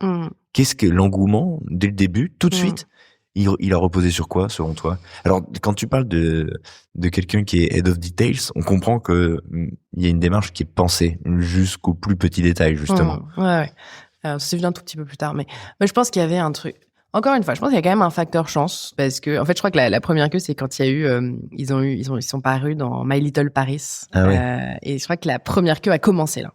Ah, hallucinant. Et ça n'a jamais désempli, là. Et après, il y avait ce truc dingue. Il y a toujours un peu un je ne sais quoi dans ça, mais c'est que je pense que l'exécution était très, très bonne, que globalement, alors il y a plein de gens qui étaient, comme tu disais, qui étaient bon, ok, c'est pas dingue non plus. Ouais. Et je pense que beaucoup de gens disaient ça, mais quand même, il y avait ce côté un peu, mode dingue de, en fait, il faut y aller. Et puis c'est toujours ce truc de, en fait, quand ça commence, il faut y aller. Ouais. Voilà. Et en même temps, plein de gens, moi, qui me disaient, mais on va pas faire la queue pour aller au resto, et ce que j'entends complètement, mais aussi, voilà, il y en a qui étaient prêts à faire la queue pour ça, pour vivre l'expérience. Et il y en a encore un petit peu aujourd'hui, je pense, dans certains de leurs restos. Donc et moi, c'est plus ça que je trouve extraordinaire. C'est pas tant la queue des premiers mois, c'est qu'en fait, 10 ans après, il y a encore des endroits où les gens font la queue. Et c'est ça. Pour moi, elle est là, la clé, parce que faire monter le buzz, je dis pas que c'est facile. Encore une fois, c'était pas la même époque, il y avait pas autant de réseaux sociaux, etc. Donc, mais voilà, encore une fois, la clé, c'est vraiment de durer, parce qu'en fait, quand on est restaurateur, et comme dans beaucoup d'autres business, mais en fait, on est remis à l'épreuve tous les jours. Il y a vraiment ce côté, en fait, chaque nouveau client, ou client encore plus, c'est ton petit combat. Voilà, en fait, il y a ce truc de dire, en fait, on n'a pas le droit à l'erreur. Et c'est vrai que c'est pour ça que cette logique de dire quand c'est bien, c'est pas assez bien, ça c'est vraiment aussi au cœur de ce qu'est la restauration. C'est qu'en fait, faut pousser tout le temps, comme tu le dis, quoi. Il faut pousser tout le temps. Et ces histoires d'avis, etc., font c'est encore peut-être encore plus fort aujourd'hui. C'est-à-dire que le droit à l'erreur est encore plus bas, parce que ça coûte cher, quoi, d'avoir un mauvais avis. Ça fait vraiment mal, et ça se voit, et donc ça, c'est c'est un truc qui est une espèce de quotidien, de challenge qu'on se repose tout le temps. Ce qui est bien que, en fait, nous avec Kevin, quand on est dans le resto, et que donc nous aujourd'hui on fait pas le service, on n'est pas en cuisine, etc. Il n'y a rien de plus stressant que d'être avec nous au resto, dans nos restos, parce qu'en fait on est tout le temps en train de regarder, à voir ce qui va pas, à se lever, attendez, et parce qu'on sent cette espèce de stress, et c'est pour ça aussi qu'on a des gens géniaux dans nos équipes pour gérer ça, parce que c'est plus leur métier en vrai, de savoir comment appréhender les clients, comment les gérer, comment gérer les insatisfactions, pardon. Mais oui, il y a toujours cette remise à l'épreuve qui est quand même un truc un peu rare quand même, parce que c'est vraiment. Mais il y a pas beaucoup de métiers qui te met, qui t'oblige à sauter tous les jours en fait, et à prouver tous les jours. Et je te remercie de m'avoir invité chez toi pour faire cette interview, parce que je vois très bien ce dont tu parles, et t'aurais été comme ça si on avait été... Et j'ai un peu hésité, je me suis dit non, c'est pas une bonne idée, parce qu'en fait je vais pas être focus.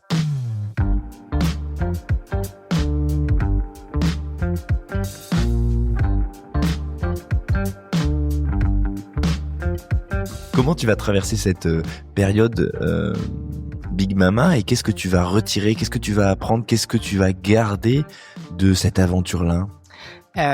Donc moi je me suis occupée du livre. Après j'ai fait en gros le F&B, les achats. Il faut être hyper agile quand même, parce que ce que tu décris là, c'est tiens tu vas faire ça, tiens les cornets de glace, tiens un livre, tiens le...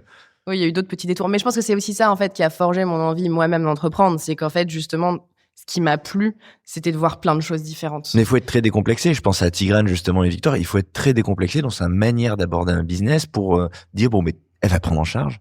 On lui fait confiance. Ça, puis ça, c'est des choses très différentes. Non, ils étaient très très présents, et en même temps effectivement ils nous On avait des vraies responsabilités. Et en fait, ce qui était génial, c'est qu'on était tous dans un micro-appartement de 30 mètres carrés, tous autour d'une table.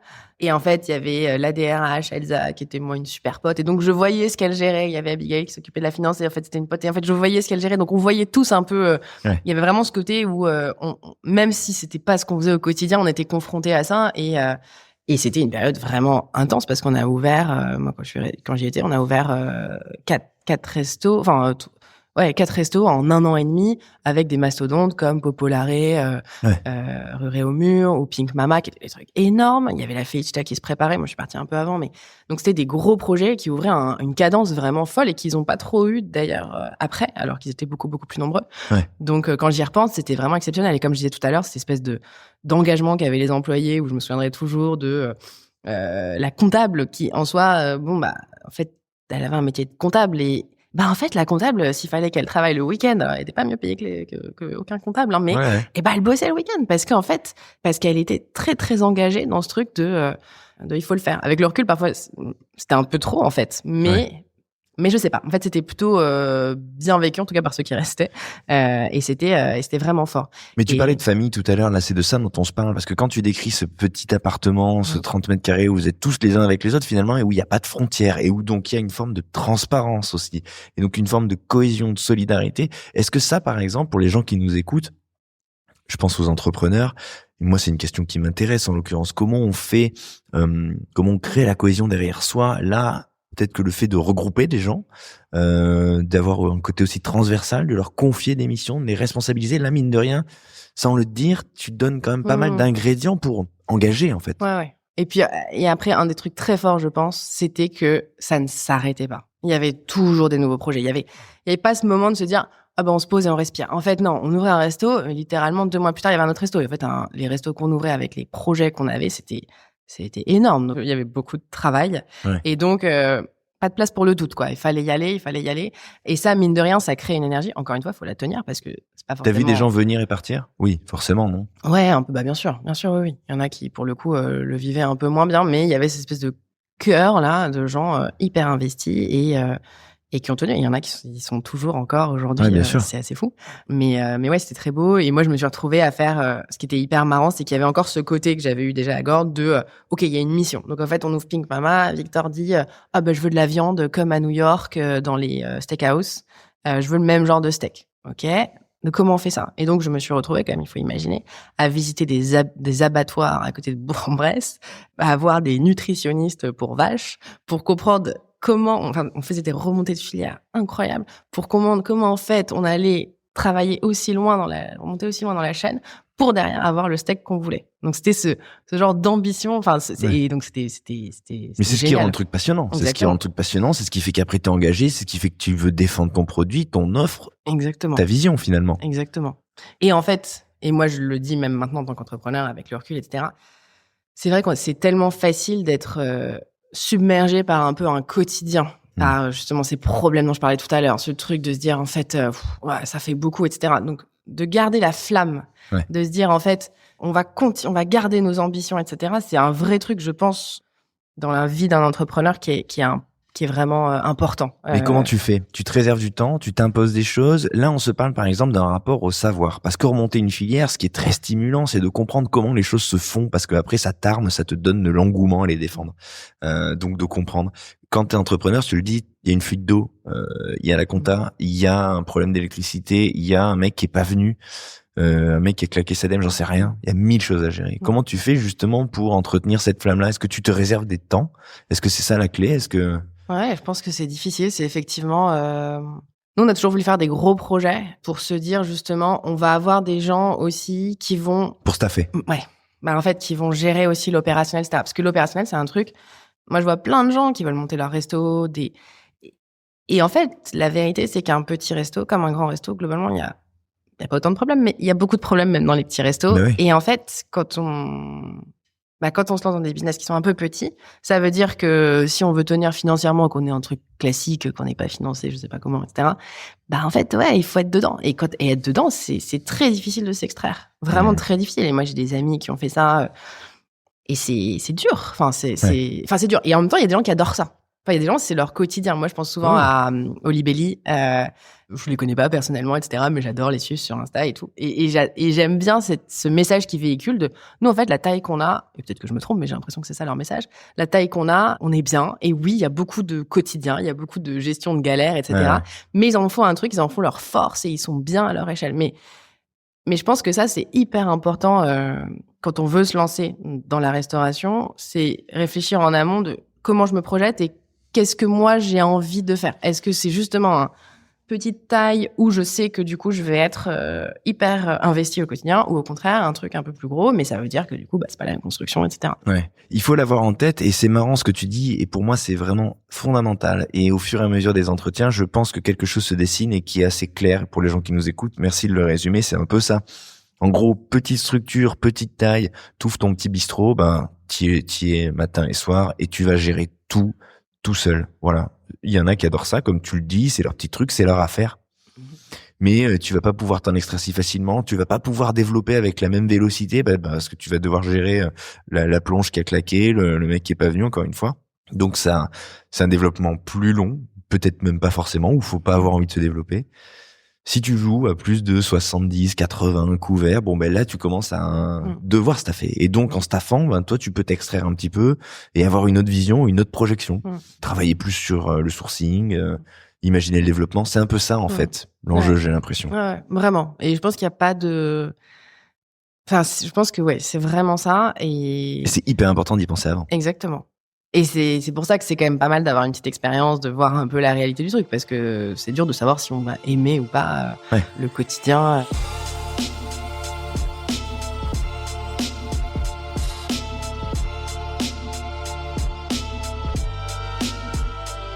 Comment tu vas sortir de cette histoire de Big Mama? Ça se termine comment? Comment tu tournes cette page? Y a un moment, je me dis, j'ai fait un peu le tour, et voilà, il y a ce truc de se dire, mais en fait, ce que font Victor et Tigrane, je crois que c'est ça que j'aimerais faire. Au fond, c'est moi-même lancer le truc et avoir l'impulsion. On en parle avec Kevin, donc qui bosse là-bas aussi. On discute un peu. Tout ce thème des belles endormies, des brasseries nous vient en tête. On réfléchit. Moi, je pars un petit peu avant lui, donc je pars en bons termes. Je les aide à finir le dernier resto, sur lequel j'avais commencé à bosser, et je pars.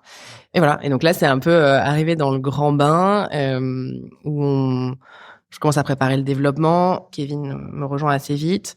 Là, comme on disait, on veut faire des gros restos. Des gros restos, ça coûte des sous, et nous, les sous, on les a pas. Donc en fait, on va chercher des investisseurs. Ouais. D'où vous partez avec rien. Faut chercher des gens. Non, c'est vraiment l'idée de se dire, en fait. Même si on va mettre un peu de notre poche, ce sera jamais assez par rapport à... Bien sûr. Enfin, ça coûte cher de faire des gros restos. À Paris, ça coûte cher, les travaux. En fait, faire un resto, même rien que la technique d'avoir des restos qui vont tenir un peu, une cuisine, machin, tous les corps d'état, les plomberies, l'électricité, tout est un peu technique, donc tout est cher. Et voilà. Et donc, en fait, ce constat-là, on l'a bien en tête dès le début. Et donc, en fait, nous, la première case, ça va être la case financement, avant même d'avoir même identifié un projet. Ça a d'abord été de lever des fonds. D'accord. Ok, il nous faut des fonds pour pouvoir envisager et dessiner le projet. Juste, tu vas nous le raconter, mais il y a un truc qui est dit là et qui est très intéressant, c'est sur le temps de charnière.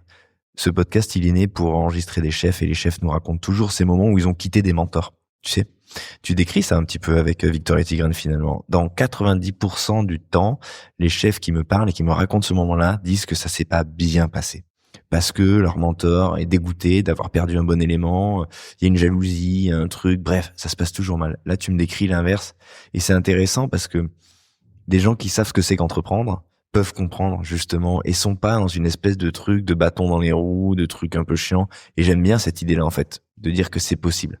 Ouais, je suis d'accord. Donc du coup, voilà, toi on te dit vas-y, merci, et puis bonne chance même, j'imagine, c'est un peu ça l'idée. Ouais, c'est un peu ça.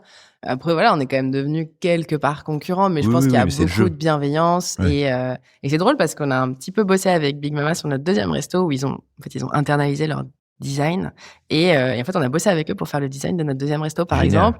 Super histoire. Victor, on a toujours son numéro, si on a besoin de l'appeler, on l'appelle, c'est quelqu'un hyper réactif et tout, donc c'est non, bien sûr, là-dessus ils ont été géniaux, parce que je pense que eux-mêmes, quand ils se sont lancés, ils sont partis de leur ancienne boîte tous les deux, et ils ont eu de la bienveillance de leur part de leur boss à l'époque qui a investi chez eux et tout, et donc il y avait un peu ce truc. C'est de la bonne intelligence, bien sûr. C'est hyper cool. Il y a pas mal de gens de chez Big Mama qui sont partis pour lancer leur propre business, et c'est une fierté souvent chez les entrepreneurs d'avoir véhiculé. Moi je les ai déjà déjà eux-mêmes entendu dire ça, que c'était une fierté de voir aussi que des gens avaient appris et étaient partis comme toi finalement.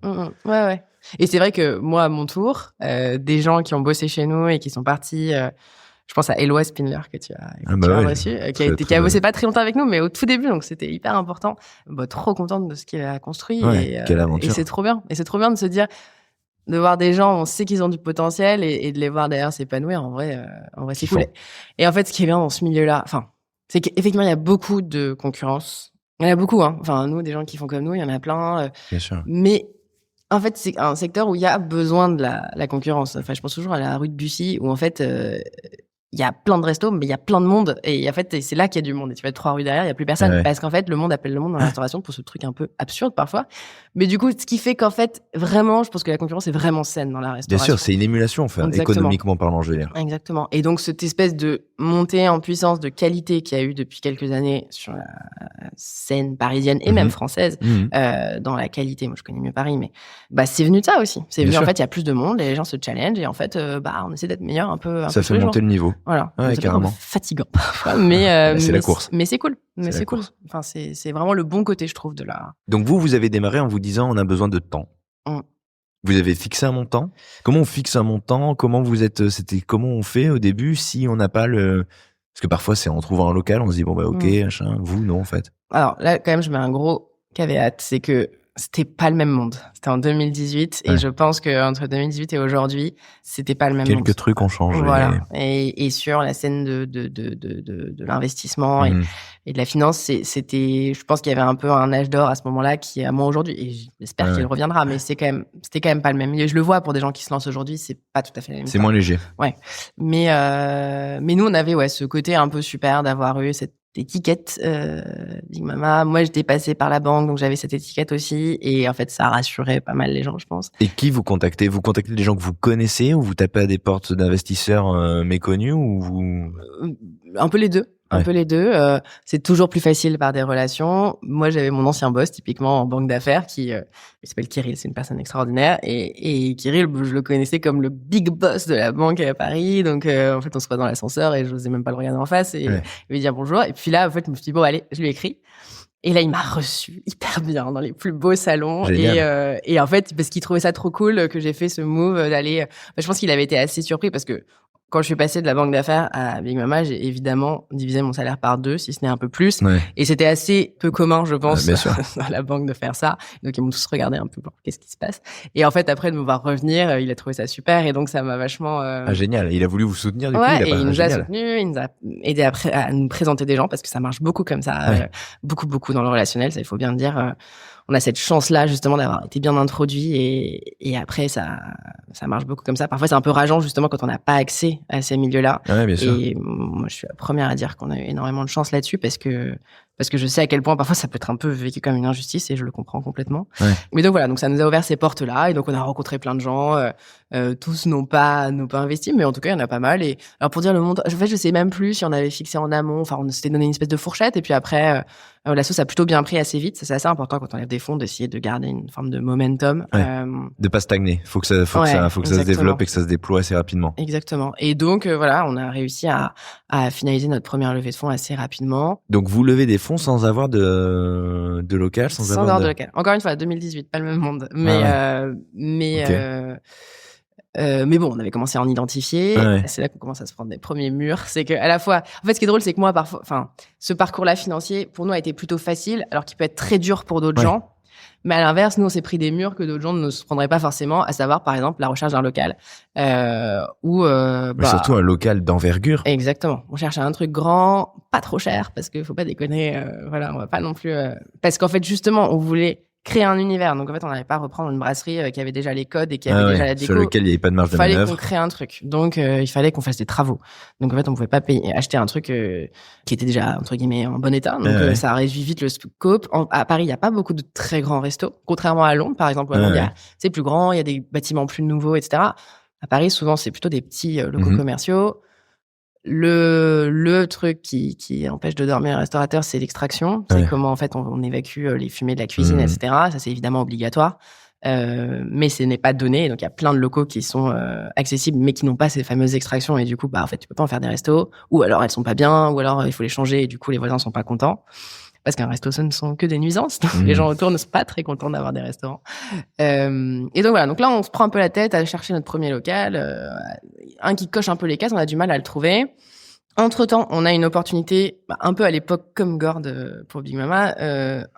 On nous dit regardez à Biarritz, on a vu ce local-là, allez voir. Moi, je connaissais vite fait le Pays Basque pour être allé au camping tous les ans avec mes grands-parents, mais pas plus que ça. On débarque à Biarritz. D'ailleurs, c'est très drôle. La première fois qu'on visite, c'était la tempête absolue. On se dit mais qu'est-ce que c'est toujours que la cette tempête histoire à Biarritz. Voilà. J'adore Biarritz, mais à un moment, faut se le dire. Hein. Et donc, on arrive là, et endroit magnifique sur la grande plage de Biarritz, une vue exceptionnelle, au pied d'un vieil immeuble pourri des années, qui a été issu de la reconstruction dans les années 70-80. Et on visite, petit coup de cœur, ça coûte un peu cher, c'est un peu loco, mais bon, on se dit, allez, on y va. Donc, on signe. Et genre, c'est vide, on vous propose de... vide, et c'était l'idée de faire un bail précaire, un gros temporaire pour la saison. Vous vous lancez. Le truc, c'est une ancienne boîte de nuit, un peu, horrible. Tout est horrible à l'intérieur, il y a rien à garder. Évidemment, les pauvres frigos qu'on se dit qu'on va récupérer, au bout de 2 mois, ils étaient morts. Au bout de 2 semaines d'ailleurs. Donc en fait, on se retrouve à se dire, on faut quand même l'aménager ce truc-là, mais on va pas y rester, donc faut pas non plus dépenser trop d'argent. Donc là, on commence en mode, on a fait à peu près 25 000 allers-retours chez Leroy Merlin pour acheter des trucs. C'était vraiment débrouille quoi, et parce qu'on a un peu ça aussi dans nos valeurs, donc on se lance là-dedans assez. Et là du marrant. coup vous avez investi de l'argent, et vous avez déjà investi de l'argent que les investisseurs vous avaient promis, donc vous avez orienté le fonds un petit peu. Exactement. Mais en cette disant activité. vraiment, on y va le plus short, on investit le moins possible parce qu'on sait que c'est pas durable. C'est vraiment pour tester des choses. Ok. Dans la petite rue derrière le casino là. Non, c'est vraiment sur la grande plage. Ah bon? Un immeuble qui s'appelle le Victoria, qui est un gros immeuble et un peu en hauteur.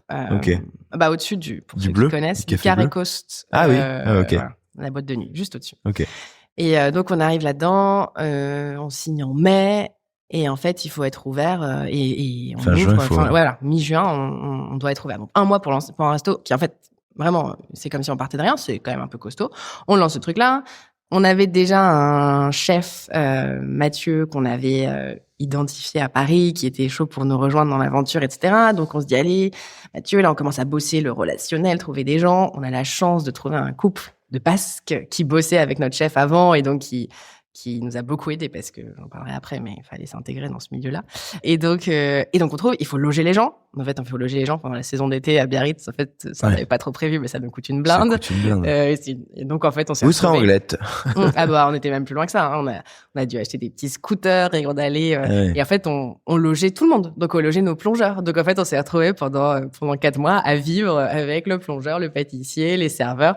Donc là, pour le coup, famille et un peu bordel, on était 100%, mais c'était très drôle aussi. Et ça forge des souvenirs incroyables Génial. Mais vous proposiez quoi? rock'n'roll. C'était quoi Et c'était brasserie. Alors il y avait plus un côté un peu sud, etc. Mais en fait on teste tout ce qu'on avait prévu de tester. D'accord. Mathieu, notre chef, donc à l'époque, lui il sortait du Divelec, donc resto étoilé. Donc on est parti sur un level très très haut. Et c'est un chef génial. Et donc on commence à bosser ça. Donc on arrive à recruter, bon an mal an, un peu les équipes, etc. Très sport. Mais on se retrouve à ouvrir. Et donc là, pendant 15 jours, c'était la tempête. Donc là, première grosse douche froide où en fait, là, on se dit, oui, en fait, on n'avait pas pensé à ça. Et c'est vrai que parfois, c'est toujours pareil, la restauration, c'est devenu un truc hyper à la mode. Donc on pense, concept, stratégie, machin. Et parfois, il faut juste se ramener à l'humilité de se dire, mais en fait, les gens, quand il fait pas beau, peut-être qu'ils vont moins sortir de chez eux. Et c'est vrai que parfois, on oublie ces trucs-là, mais moi, Biarritz, c'est très fort pour te rappeler quand il fait pas beau. Exactement. Exactement. Et donc, voilà. Et donc, on a commencé. Donc ça fait partie des premiers trucs c'est ces premiers moments qui sont aussi durs et en fait il faut gérer. Stress. Exactement. Stress, c'est le mot, le cortisol, c'est le truc. T'es là, tu vois ton truc, on a fait combien de couverts? Ouais, très dur. Et ce qui est assez, et encore une fois, dans un milieu, Pays Basque, où nous on arrive, on est des petits Parisiens qui débarquent. Sachant que Biarritz, dans le Pays Basque, est un truc à part qui a un peu plus l'habitude que les autres localités d'accueillir le Parisien. C'était pas c'est déjà une petite. C'était pas Saint-Jean-Pied-de-Port. Voilà. Mais en fait, je pense qu'on a montré patte blanche. On a été plutôt humble. très vite aller chercher des producteurs locaux.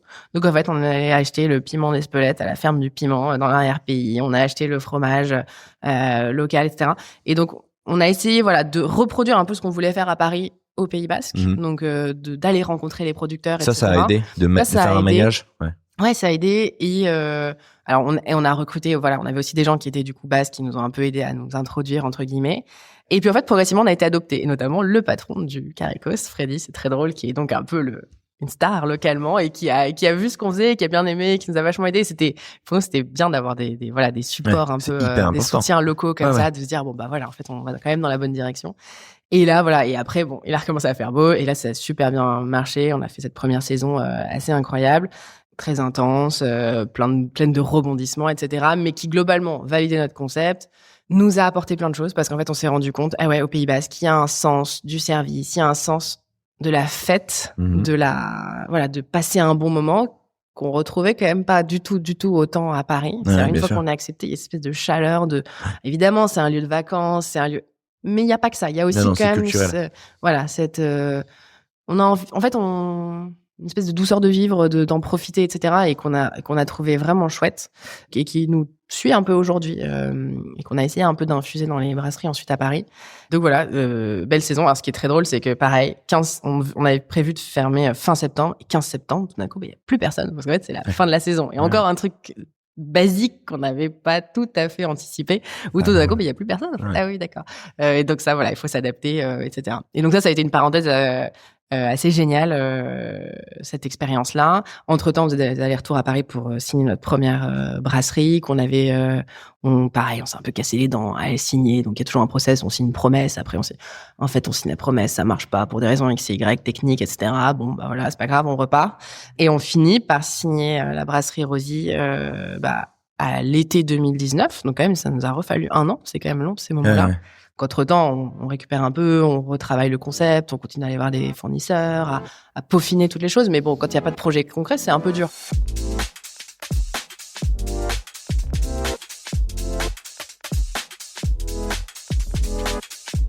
Mais je pense aux gens qui nous écoutent, on vit de quoi dans ces moments-là? Est-ce que le fait d'avoir fait une saison te donne suffisamment? Est-ce que tu te dis, bon, ben c'est bon, enfin, tu vois? Non. En fait, à vrai dire, on a plutôt pas gagné d'argent sur cette première saison parce qu'en fait, exploiter sur une période aussi courte, c'est dur d'être rentable vu quand même les investissements. Non, concrètement, on touche encore le chômage, voilà, et on se payait au minimum et c'était là, on vit sur économie, chômage, et voilà. Et même si on avait levé des fonds de façon relativement importante, c'était pas du tout l'idée de commencer à taper dedans avec le salaire. Donc non, c'était plutôt un peu austère, mais on y va. On pouvait se le permettre, etc. Mais ouais, c'était comme ça. Et donc après, on signe. Là, s'en suivent 6 mois de travaux. Donc les travaux, c'est encore une autre étape dans la vie de restaurateur, où tout d'un coup, en fait, on se retrouve à gérer des choses qui n'ont rien à voir avec ce qu'on va faire derrière, mais qui sont hyper importantes. Il faut que tu deviennes un pro d'électricité, de la plomberie, que tu comprennes comment fonctionnent tous les trucs. Voilà. Mais encore une fois, moi, c'est un truc que personnellement j'adore, c'est comment on apprend un nouveau sujet et en quelques temps, on essaie de comprendre et voilà, et d'être de devenir un killer dans chaque. Un killer, je dirais pas jusque là, mais en tout cas, voilà, d'explorer. Et donc là, évidemment, son lot de grosses galères, comme beaucoup de locaux à Paris, où en fait le truc, on ouvre c'était un pub, un Corcoran, qui avait bien vécu, et en fait on enlève les décos, les machins, et là tout s'effondre derrière. C'est en plein mois d'août, le propriétaire qui répond pas. Enfin bon, donc là encore des bons coups de panique, de stress, etc. On disait tout à l'heure, c'est vrai qu'il y a quand même beaucoup de stress. Mais bien sûr, le nombre de fois où on m'a raconté, et là on enlève le plafond et Ouais, c'est dur ça. C'est dur parce qu'en fait on n'est pas vraiment préparé. On sait qu'il va y avoir des problèmes, mais on n'est jamais vraiment préparé à ce genre de choses. Et moi, tu sais pas, c'est la loterie. Tu sais pas l'ampleur que ça va te coûter en thunes, en temps. Exactement. Et en fait, c'est un peu on tire le fil, et puis il y a toujours des trucs en plus. Donc, comment on gère ça? Mais bon, apprentissage. Et le jour J, l'ouverture, du coup, il va se passer combien de temps entre on a en gros 6 mois de travaux. Et en fait, on s'était dit, on ouvrira en 2019. Et donc, on a ouvert le 31 décembre 2019, service du soir. C'était un peu la blague. Donc, ce qui était drôle, c'est que je pense que 100% des gens qui sont passés le matin du 31 décembre dans le restaurant disent « Non, mais vous ouvrirez jamais ce soir !» T'es là, si, on n'a pas le choix. Et donc, les banquettes étaient pas montées. Enfin, c'était un peu le bordel. Mais bon, on s'est retroussé les manches. Et encore une fois, ça, c'est des moments qui restent pour les gens, on a encore des gens qui ont commencé à ce moment-là, qui bossent Qui ont encore avec nous connu la aujourd'hui. fameuse nuit. Et tout le monde en reparle, quoi, c'était le dawa, mais on l'a fait. Et en plus, c'est pas comme si on commençait sur un service normal. C'est-à-dire qu'on s'était dit, OK, 31 décembre, donc service haut de gamme. Alors, on avait un truc, ce qu'on appelle soft opening, où c'est un peu moins cher parce que c'est les amis, etc. Mais bon, les amis, si c'est pas bien, ils sont pas contents et ils le font savoir. Et donc, on se prend une sauce. Et je me souviens toujours de notre premier directeur, Martin, après le service, alors qu'il avait de la bouteille, il avait bossé à Dubaï pendant 10 années, hyper pro et tout.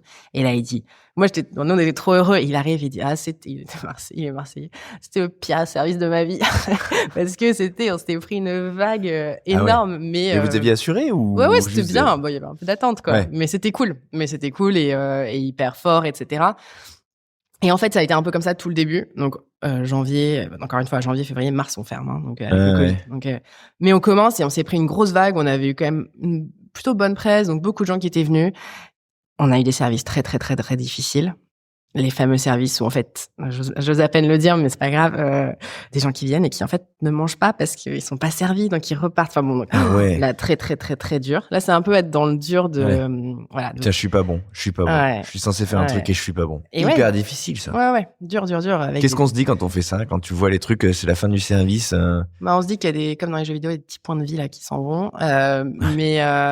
Ouais, c'est hyper dur, mais en fait, la question, c'est comment on rebondit après ça. Qu'est-ce qu'on trouve comme solution? Comment on relativise un peu, même si sur le moment, on relativise pas du tout, en fait, et c'est vraiment la pire nouvelle de sa vie. C'est marrant parce que entre les avis que tu décrivais, les clients qui sont laissés, les mauvaises expériences qui sont inhérentes, en fait. Il y a pas un restaurateur qui dirait qu'il a fait 100% de bonne expérience, ça n'existe pas, c'est pas possible. Tu le vis pas bien. Ah ouais, il faut vivre avec, hein.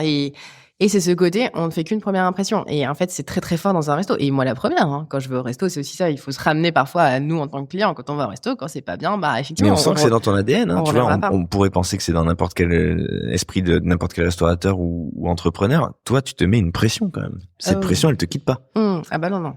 Non, mais c'est parce que, on se sent,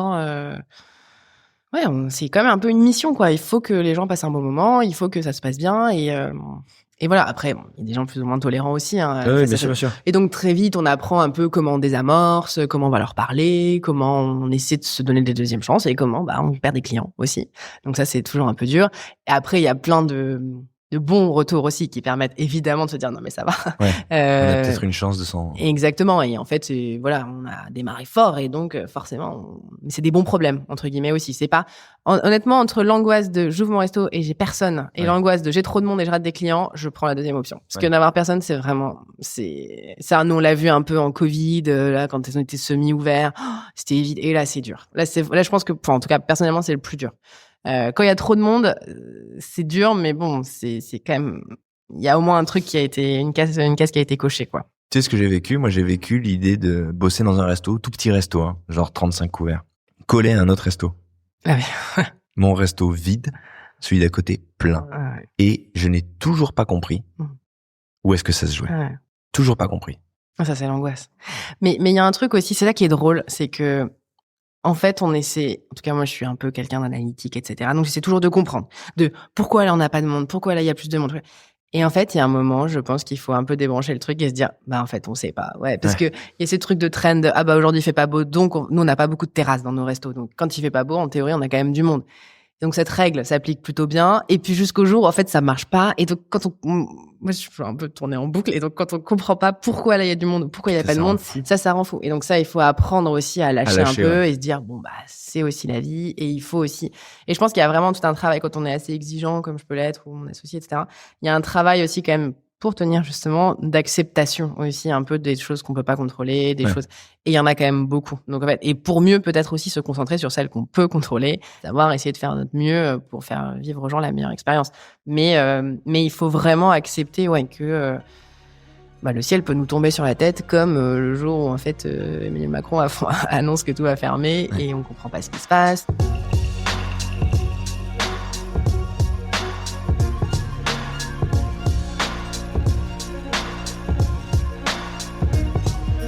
C'est marrant cet équilibre que tu décris parce que sur Instagram, il y a plein de gens qui disent pour faire un bon resto, tu sais, il y a plein d'experts. Aujourd'hui, tu as des experts pour tout qui t'expliquent les 10 points pour que ton resto soit rempli. C'est très sympa de leur part. Mais c'est pas aussi simple que ça. Mais ce que tu décris, c'est intéressant. C'est qu'il faut avoir quand même conscience que la distance, elle est nécessaire parce qu'il y a des choses qui nous échappent et c'est pas une science exacte. Sinon, tous les chefs et tous les restaurateurs seraient riches et on ferait tous des restos, ce serait super. Mais il y a, des terrains d'expertise. En revanche, il faut arriver à se concentrer là-dessus en faisant fi et en étant capable de dire, bon, mais ça, de toute façon, on saura pas, quoi. Exactement. On saura pas. Et il y a aussi ce truc, souvent, des experts, entre guillemets, c'est toujours plus facile d'expliquer a posteriori. Ah bah oui, voilà pourquoi ça a marché ou pourquoi ça n'a pas marché. Ouais, Bon, quand t'es en dans fait, le match. l'histoire, quand t'es avant, tu sais pas si ça va marcher et c'est un vrai pas vers l'inconnu. Il faut y croire mais ouais, c'est une aventure, quoi. Et alors, a posteriori, qu'est-ce qui fait selon toi que vous avez été plutôt très bien accueillis? Ça tient à quoi, selon toi? Je pense qu'on a essayé de se conformer à ce qu'on visait, c'est-à-dire le meilleur rapport qualité-prix possible, dans des lieux qui sont plutôt cool, plutôt, on va dire, incarnés, où on fait vivre à des gens un bon moment. Donc, c'est-à-dire qu'on essaie d'avoir un service qui soit... Alors, j'aime pas dire jeune ou j'aime pas dire cool parce que, bon, on n'a pas que des jeunes, on a beaucoup de jeunes, mais qui soit, on va dire, professionnel déjà. C'est assez important pour nous. En fait, on n'est pas trop du genre où les clients, enfin, les serveurs tutoient c'est plutôt un truc, on garde quand même une forme de distance. Mais voilà, ce je ne sais quoi du service qui se met en route parce que, de la qualité de service qui, je pense, marche plutôt bien chez nous en la majorité du temps. Il y a toujours des ratés, et je pense que ça vient du fait que les gens se sentent plutôt bien chez nous et du coup arrivent bien à retranscrire une histoire et donc font que les gens passent un bon moment. Voilà, c'est un peu ce trio de bonne ambiance dans des lieux sympas et bonne cuisine, avec un bon rapport qualité-prix. Est-ce que tu peux, avant d'aller, parce que on approche de la fin de cet épisode, est-ce que tu peux juste détailler ce triptyque et sur quoi il repose? Rapport qualité-prix, comment ça passe? Comment vous l'évaluez? Est-ce que vous êtes à fond dans les fiches techniques? Est-ce que vous calculez vos ratios de ouf? Est-ce que dans le sourcing, vous remettez en cause des choses? Ouais, c'est un travail du quotidien. Et nous, là, maintenant, maintenant, ça fait 6 ans qu'on a ouvert. Maintenant, on a 2 restos, bientôt 4, etc. Donc, on a grandi, on a un peu processé ces choses-là. Et on a Nico qui bosse avec nous et qui s'occupe des achats. Et en fait, c'est son quotidien de faire la meilleure appro possible au meilleur prix. Donc, ouais, c'est de la négo, c'est de la vigilance parce que ça va vite, les prix bougent vite et on peut pas fixer les prix de façon générale. Ou si on les fixe, c'est qu'en fait, on prend une grosse marge d'erreur, donc on n'est pas forcément gagnant. Donc, c'est aller checker très très souvent où on en est, comment on est. Donc, nous, on a mis en place un truc de reporting assez costaud pour avoir parce que c'est dur quand on est restaurateur de se dire on sait très bien combien on fait de chiffre d'affaires, super. Ouais. Mais en fait, est-ce qu'à la fin, on a gagné de l'argent? Bien sûr. Ça, le nombre de fois où ils se disent, on a fait un gros chiffre, et je fais mon exercice, le bilan de mon exercice, et il n'y a pas grand-chose. Et en fait, avoir cette analyse-là bien, et pas 6 mois plus tard, mais en fait, au présent. 1 mois plus tard, au présent, c'est quasi impossible, mais en tout cas, au moins, ça demande beaucoup, beaucoup de travail. Et nous, ça, on a passé beaucoup de temps à faire ça parce qu'au début c'était via notre cabinet comptable, etc. Et c'était pas assez rapide, donc on a mis en place plein de choses en interne. Donc voilà, il y a vigilance, essayer de suivre au quotidien, de se remettre en question, en fait, et d'accepter aussi qu'il y a un moment, tel plat, en fait, il marche pas à ce prix-là. Nous, on a eu ce moment quand il y a eu toutes les crises inflationnistes, etc. Il y avait des plats pour les conserver à la même dans des ratios équivalents, il fallait littéralement les augmenter de 10 €.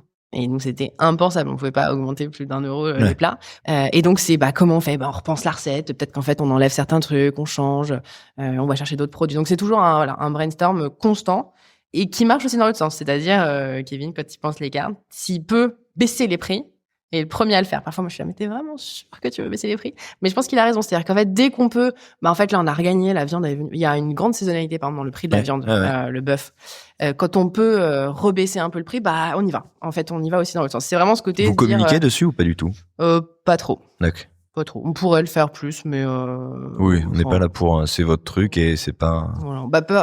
Peut-être un peu par souci de pas en faire des caisses non plus. Et sur la négo, sur les appros par exemple, quand tu dis qu'il faut gérer de la négo, c'est quoi votre philosophie? Parce que tu le disais aussi, parfois vous préférez réduire ou ne pas accroître une marge pour perdre en qualité. Et j'imagine aussi par respect pour les gens qui produisent et avec qui vous travaillez, vos fournisseurs. C'est quoi le bon équilibre entre je négocie parce qu'il faut quand même que et je respecte ton boulot et je te paye ta mozza, le prix. Ça c'est un travail pareil un peu du quotidien. Donc, ce qui est drôle, c'est que moi, je gérais beaucoup les appros en Italie, avec l'Italie chez Big Mama, et en France, là, je le fais moins, mais je vois très bien. Et en fait, il y a une vraie différence déjà dans les marchés. En Italie, il y a beaucoup de PME relativement grandes, donc des affaires familiales assez grosses, C'est beaucoup ça. Et ils sont très forts, en fait. Ils sont très forts, ils ont un sens commercial incroyable. Ils donnent plein d'échantillons, de machins. Ils sont très, très réactifs, etc. En France, c'est un peu différent. Il y a soit un maillage avec des toutes petites entreprises locales. Ouais. Et nous, on en allait voir plein. On a passé beaucoup de temps, Kevin est à moitié breton, on a passé énormément de temps en Bretagne, à aller rencontrer des agriculteurs qui étaient extraordinaires, qui galéraient tellement, mais qui faisaient un métier vraiment incroyable, ou en Île-de-France, un peu partout. On a vraiment fait un petit tour de France. Quand on cherchait notre local, on avait du temps. Et c'était incroyable. Et en fait, il y a un maillage. Donc, des toutes petites entreprises qui, honnêtement, ont beaucoup de difficultés. C'est dur. Et nous, le problème, c'est qu'on essaie de bosser avec eux, mais très vite, on sature, parce qu'en fait, ils peuvent pas produire assez pour nous. Je pense au vin, par exemple, plein de producteurs de vin qui sont géniaux, etc. Mais en fait, c'est trop limité. Faut livrer, faut produire, Exactement. Et après, on passe très vite dans un truc assez industriel et assez gros. Et donc, il y a assez peu de in-between qui sont nous, les gens avec qui on se dit que c'est sympa de bosser. Donc, en fait, il faut un peu, il faut passer du temps, faut chercher, faut négocier. On a une grosse, je crois qu'on est très loyaux dans nos relations. C'est très dur pour nous de dire non, on va changer de fournisseur. Ouais. Enfin, si on le fait, c'est vraiment que, et je dis pas ça pour me donner une bonne image, c'est vrai. Enfin, parce que on valorise la relation long terme et c'est rare qu'on change. Enfin, si on change, c'est vraiment qu'on n'a pas trop le choix ou que ça s'est très mal passé. Et en fait, c'est bête, mais du coup, d'avoir ce truc un peu de loyauté et de confiance mutuelle, ça permet aussi que je pense les gens en face jouent le jeu et ils voient qu'on les prend pas juste pour changer de fournisseur 2 semaines plus tard, et donc ils sont aussi dans cet engagement long terme qu'ils font aussi des efforts. Je pense que ça c'est un de nos axes un peu de négociation. C'est marrant ce que tu décris, parce que je suis sûr qu'il y a un biais culturel en France dans l'entreprise. En fait, si on est plus petit, on devient très gros et on fait plus bien le boulot. En fait, on a un truc en France qui est compliqué avec ça, quoi. C'est que petite entreprise familiale ou grosse industrie. En fait, on a presque pas envie, presque honte de développer un peu l'entreprise familiale, alors qu'on peut rester artisan, bien travailler, en gonflant un peu et en... On n'a pas ce tissu, quoi. Et c'est drôle, il y a des régions, par exemple en Bretagne, ils sont quand même assez forts. Et hyper dynamiques. Et il y a des entreprises PME comme ça... et c'est pas le cas partout. Je suis d'accord. En tout cas, on n'a pas il y a un tissu économique hyper dynamique dans le en Nord Bretagne. Aussi, mais c'est vrai que parfois c'est un peu frustrant parce qu'on aimerait avoir des acteurs locaux, mais et en fait, du coup, faut que ça suive. Et ça peut être très cher aussi, voilà. Mais parce que je pense que les réalités business à leur échelle sont très compliquées et que cette taille intermédiaire, elle est difficile à prendre. Moi, j'ai beaucoup donc regardé le marché de la viande, et le marché de la viande, c'est un marché absolument passionnant, très compliqué, très très mondialisé, en tout cas européanisé. Il se passe des échanges dans tous les temps. Et alors, on a beaucoup de clichés, mais c'est très intéressant. Enfin, c'est hyper intéressant de remonter les filières parce qu'en fait, on comprend plein de choses. Et nous, ce temps qu'on a pris, qu'on a eu le luxe de pouvoir prendre pour comprendre les filières, en fait, ça fait que derrière, quand au quotidien on bosse avec les gens, on comprend un peu mieux. Alors, je dis pas que ça change tout, mais quand même, ça nous permet de mieux appréhender les produits. De comprendre leurs problématiques. De comprendre leurs problématiques, de comprendre, en fait, une huître, entre l'endroit où elle naît et l'endroit où tu la ramasses, je sais pas comment on dit. En fait, il a pu se passer 2 ou 3 endroits. Voilà, toutes ces choses qui sont très concrètes, quoi, de la réalité de ce que c'est que aujourd'hui être agriculteur. Et c'est hyper intéressant parce que derrière, ça fait aussi, je pense qu'effectivement, on n'approche pas forcément quand on pense notre carte, on le fait pas tout à fait comme d'autres pourraient le faire, mais c'est pas la même conscience. Et ça fait que parfois, il faut renoncer à des produits parce que c'est pas possible, parce que ça marche pas, etc. On peut pas toujours avoir exactement ce qu'on voudrait à la carte, mais en même temps, voilà, au moins en conscience, quoi. On sait pourquoi.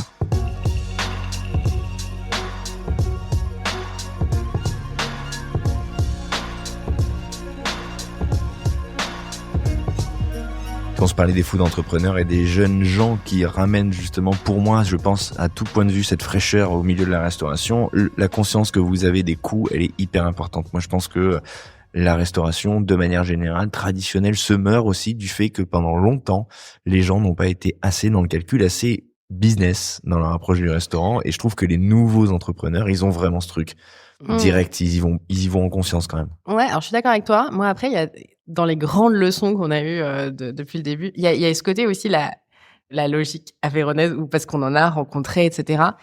Et il y a quand même ce sens de combien coûtent les choses. Ouais. Et un sou est un sou. Voilà, ça quand même, c'est un truc qui a été une vraie source d'apprentissage parce que justement, quand on lève des fonds, etc., quand on a une optique de développement, on peut avoir tendance à un petit peu à l'oublier. Et à cramer. Et voilà. Mais ce qui est aussi important, parce que pour se développer, il y a un moment, il faut aussi un moment investir. Et il faut accepter de prendre des risques, etc.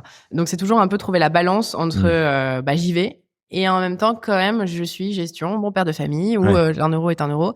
Et nous, je pense qu'on a vécu des évolutions l'évolution là qui s'est passée ces dernières années, etc., fait que cette logique de bon gestionnaire est devenue beaucoup plus importante qu'elle l'était il y a peut-être 10 ans. Parce que le flux est plus grand. Ouais, parce que il faut aujourd'hui, c'est plus dur, quoi. Le business est plus dur, donc en fait, ouais, il faut des entreprises rentables et il faut être rentable et être rentable, C'est de la vigilance. Ouais, et c'est pas facile, en vrai. On se parlait du rapport qualité-prix. Tu disais que vous faisiez aussi des lieux cool, autre pilier de votre approche. C'est quoi un lieu cool? Bonne question. Alors, je vais vous expliquer. C'est très facile. Non, mais enfin.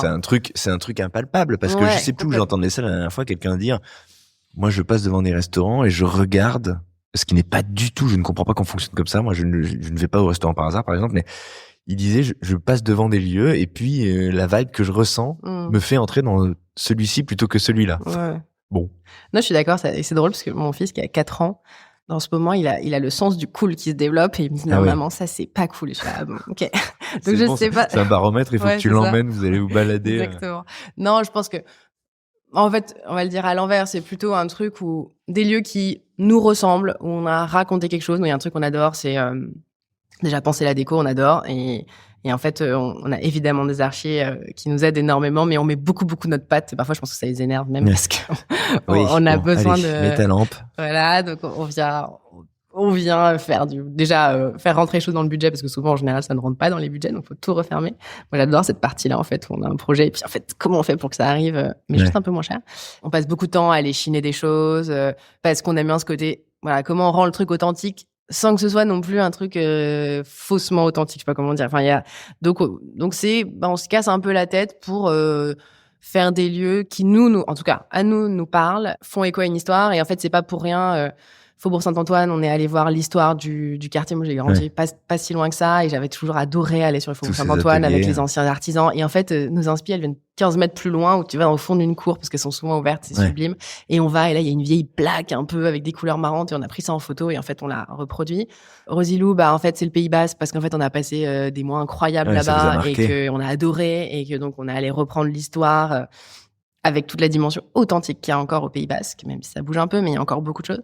La nouvelle brasserie, c'est Provence. Moi, du coup, ma famille, côté Pieds Noirs, ils sont après installés en Provence, et donc, pareil, ça fait écho. Donc voilà, je pense que, en tout cas, je sais pas du tout si c'est cool, et en fait, j'ai dit ça, mais c'est dire que c'est une ambition. Je sais pas si c'est réalisé, mais en tout cas, c'est notre point de vue, c'est faire des lieux qui ont du sens pour nous, enfin, qui ont une espèce d'histoire, et que ça, on se dit que quelque part, ça se ressent dans le lieu. Et parfois, c'est aussi aller à l'encontre de certaines tendances, où parfois, c'est vrai que ce qui marche, le truc un peu instagrammable, évidemment qu'on y pense, nous aussi.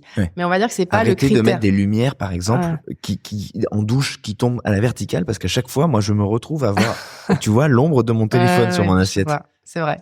Avoir des éclairages indirects, c'est mieux pour pouvoir faire des installations. Ouais, la lumière, c'est un élément absolument fondamental dans un resto. C'est quoi tes tips, justement? Parce qu'on comprend qu'il faut que ce soit chargé d'une histoire, qu'il y ait quelque chose à raconter. Est-ce qu'il y a une assise particulière, accoudoir, pas accoudoir? Est-ce qu'on doit bien se sentir? Est-ce qu'au contraire, on doit être sur des assises un peu fermes pour pas rester trop longtemps? Est-ce que t'as des trucs comme ça? Alors, nous, on n'est pas dans cette logique-là de se dire, on va optimiser, en fait, pour que ça soit confortable, mais pas trop. Non, c'est plus, c'est un mélange. Nous, il y a encore l'histoire. La brasserie, c'est beaucoup de banquettes. On adore les banquettes, donc on fait des banquettes. Bon, les banquettes, ça coûte un peu plus cher que des tables et des chaises, mais ça apporte quelque chose. Et ça, pour le coup, ça aussi, il y a des gens qui sont professionnels pour ça. Et penser à un lieu, c'est hyper compliqué. Penser à un layout. Les flux de circulation, l'ambiance que ça génère, le rapprochement entre les tables, c'est un vrai boulot de pro. Nous, on s'améliore et en même temps, on fait encore des conneries, même si c'est notre 3e, 4e resto, et on fera encore des erreurs. Mais ça se pense beaucoup. Ça s'anticipe beaucoup. C'est génial. Enfin, moi, en tout cas, cette part là, j'adore. T'aménages le truc, là, c'est un peu la maison de poupée. Voilà, là, on va mettre des tables comme ça. On va faire ça. En même temps, on veut toujours optimiser le nombre de places. On a toujours des contraintes, en fait, mais c'est comment on optimise sous contrainte des lieux. C'est génial, avec beaucoup de réglementations. Enfin, et en même temps, ce qui s'est passé récemment, heureusement qu'il y a beaucoup de réglementations. Ça peut être un peu lourd parfois. Là, nous, le prochain établissement qu'on fait, c'est un lieu donc XXL. Donc, on a énormément de c'est couches. C'est quoi XXL? Et c'est qu'en tout, ça fait 1200 mètres carrés. Après, il y a 2 restos en un, enfin 2 restos, mais c'est des grosses surfaces. Et donc, ça veut dire qu'en bas, il y aura presque 300 places et en haut, 150 places. Donc, sur le rooftop, là? Ouais, assez costaud, ouais. Et en fait, donc ça veut dire qu'il y a tout vraiment un nombre de règles à prendre en compte qui est Et en fait, là, on a franchi un nouveau step. C'est-à-dire qu'avant, on a déjà des gros établissements qui font 500 mètres carrés et 350 mètres carrés. C'est déjà grand. Mais alors là, c'est un peu, on a débarqué dans une nouvelle échelle qui est... Ça vous amuse d'imaginer que ça grandit? Ouais, bah... C'est excitant, on sent qu'il y a un truc un peu excitant. Bien sûr. Non, et en fait, non, ce côté développement d'un nouveau projet. En fait, se dire, OK, on écrit une nouvelle histoire sur la base de choses qu'on connaît déjà, sur un ADN commun, mais en fait, on apporte de la nouveauté.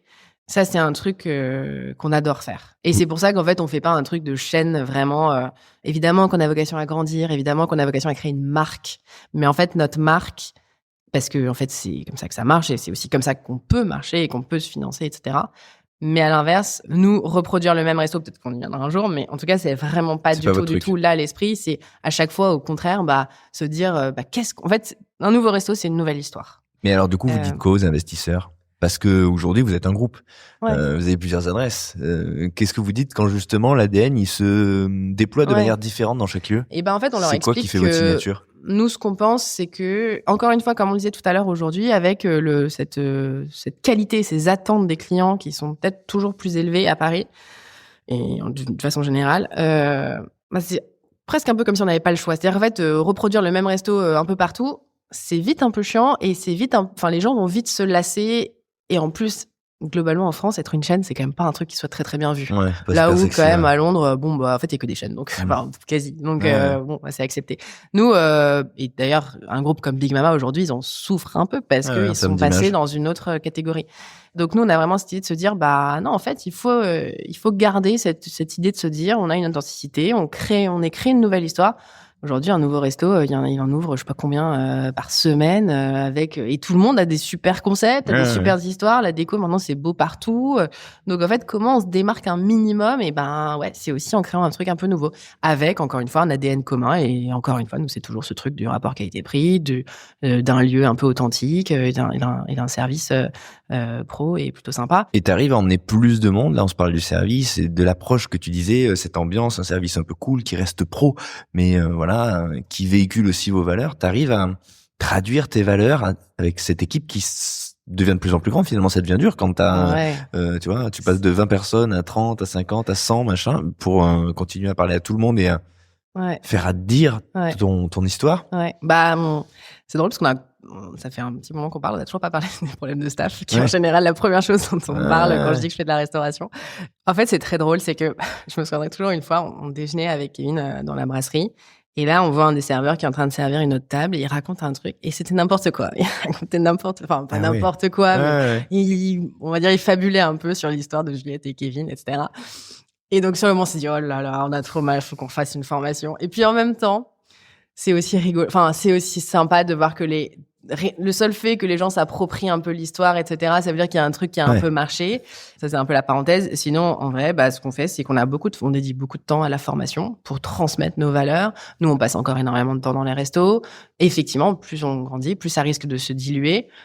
Mais ça peut laisser aussi la place à d'autres choses. Et effectivement, de toute façon, c'est un truc qui est un peu irréconciliable. Il y a toujours ce truc, la croissance fait que potentiellement, on dilue un peu une identité. Mais je pense qu'on n'en est pas encore à un niveau de taille qui fait que complètement on se perd. Et que là, il y a à côté plutôt cette richesse de se dire, en fait, on a des nouveaux talents, des gens un peu différents. C'est quoi vos outils pour garder le lien, justement? C'est des briefings, c'est des réunions, c'est du temps passé en dehors du taf, c'est quoi? Alors, il y a ce que nous, on maîtrise et ce qu'eux mettent en place de leur côté. Mais nous, de notre côté, il y a chaque service, il y a toujours un briefing avant le service. Ça, c'est clé. On a des gens opérationnellement on a des gens qui gèrent les opérations. Mathilde, c'est la directrice des opérations. C'est quelqu'un qui incarne, elle est là depuis le début, elle incarne énormément le projet.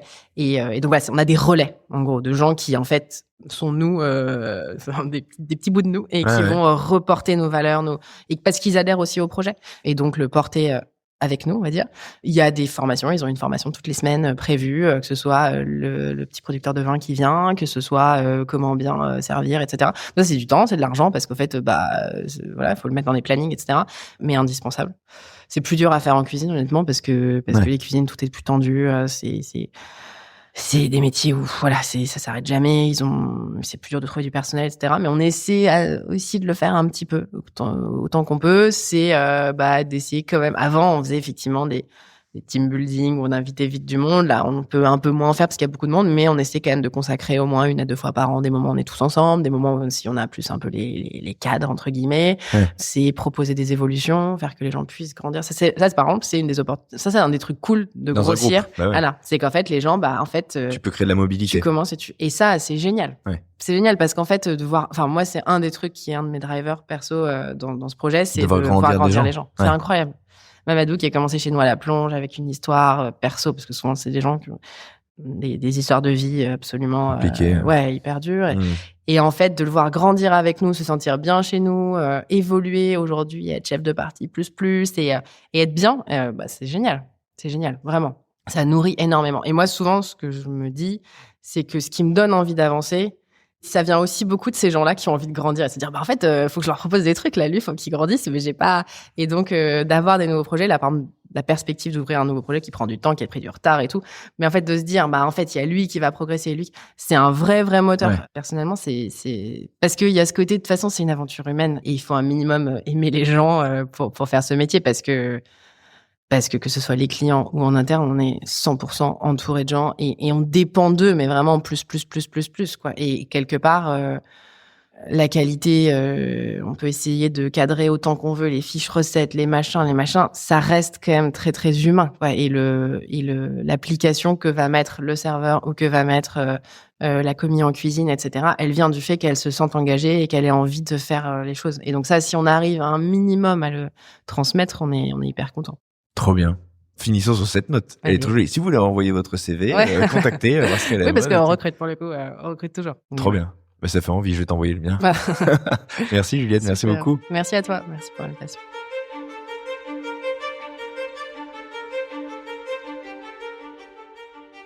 Rien n'est jamais vraiment confortable en restauration. Même quand les lieux tournent, quand les salles sont pleines, quand l'entreprise existe, il faut continuer à tenir le cap, à arbitrer, à décider, à porter, car rien n'est définitivement atteint. Je pensais à ça en quittant Juliette parce que derrière les chiffres, les ouvertures, les adresses qui marchent, il y a cette responsabilité quotidienne, le poids de ses choix sans fin, la nécessité d'être là, vraiment, pour les autres.